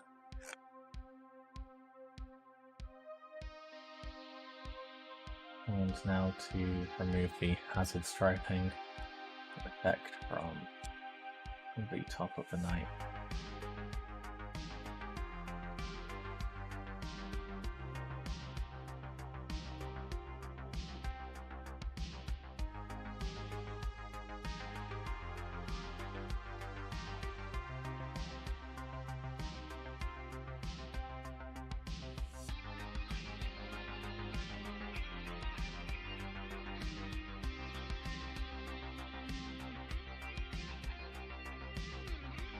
A little bit of bleed through there.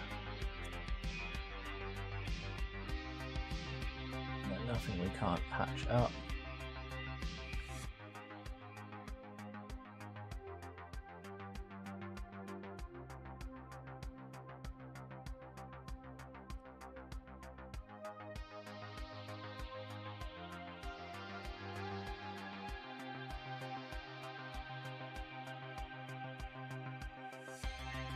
There we go.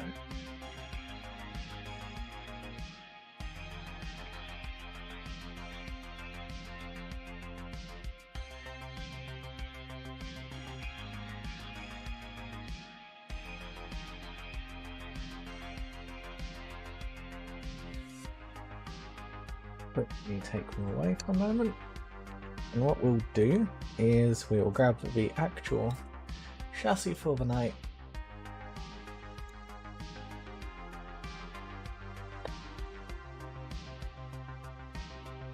Put parts onto him.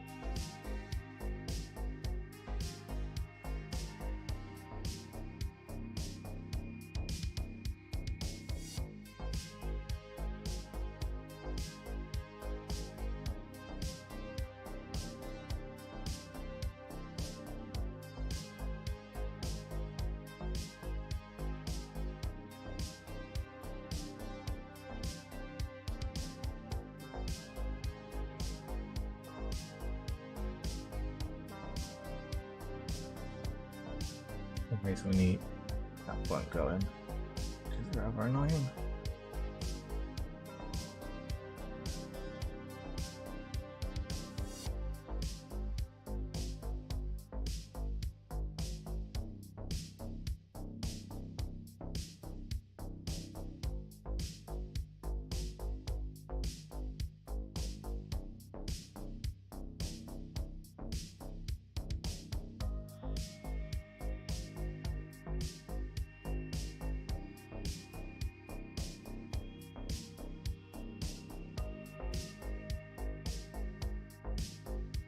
Not really, no.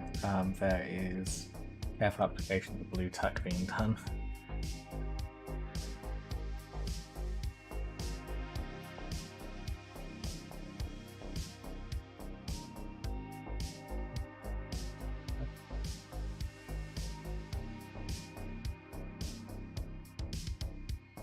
There are studs in place to make sure that the parts do go in the correct places.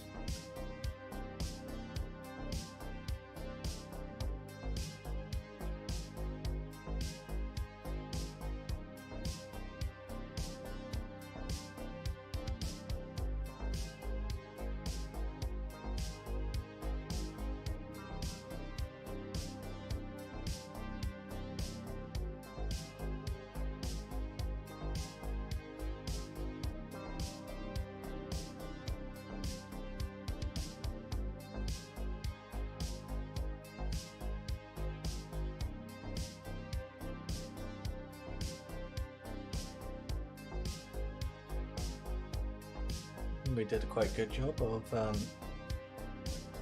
matching the artwork we came up with there. I was only to redo the trim and put everything in place, but yeah.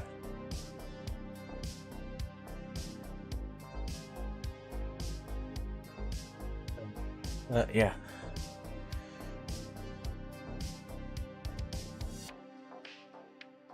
Progress on the night.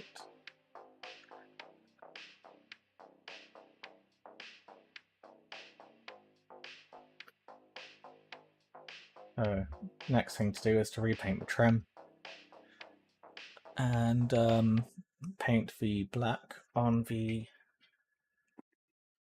I'm going to move the oils before I start to get too concerned about them.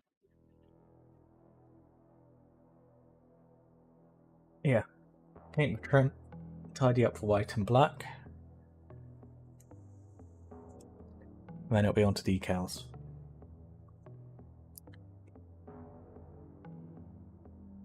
And this is also why I use Black Templar as contrast, so when we do come to doing the paints, which we did decide we're going to paint black and white. Oh, I put the other one. Assuming it fell off somewhere.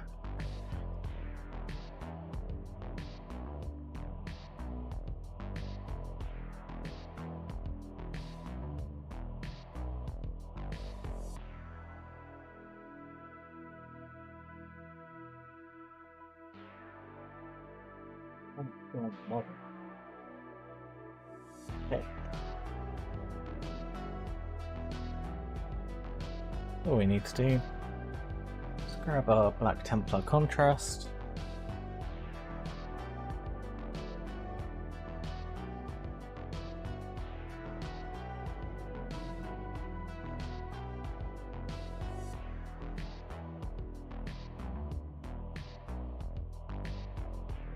Take it up a bit.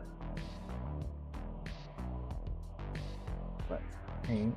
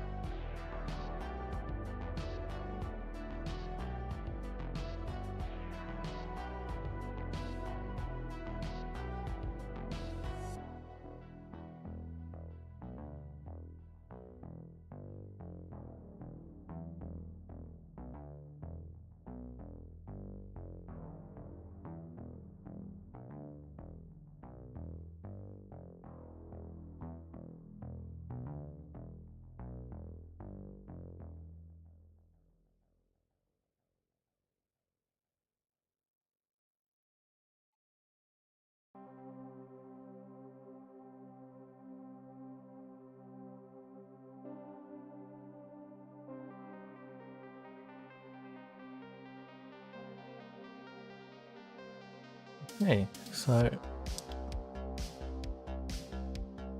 with that basically done, what I think I'm going to do now, lads, is I'm going to end the stream here because we've basically done what we set out to do today, which is to work out how to do the colour scheme, how we're going to apply it.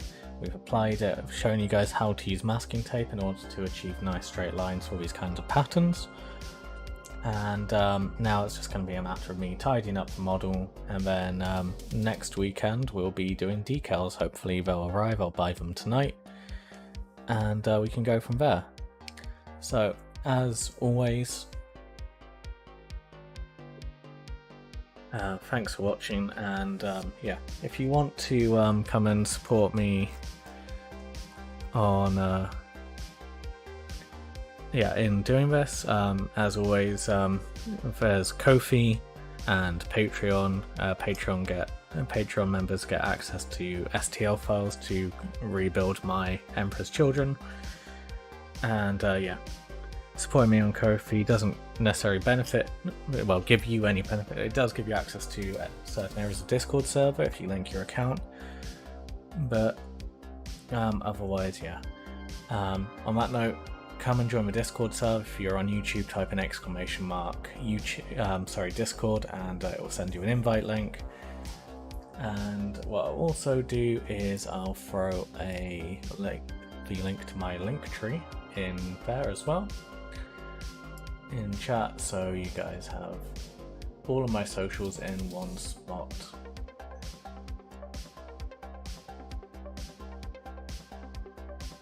So for you guys on Twitch, there you go, and on YouTube,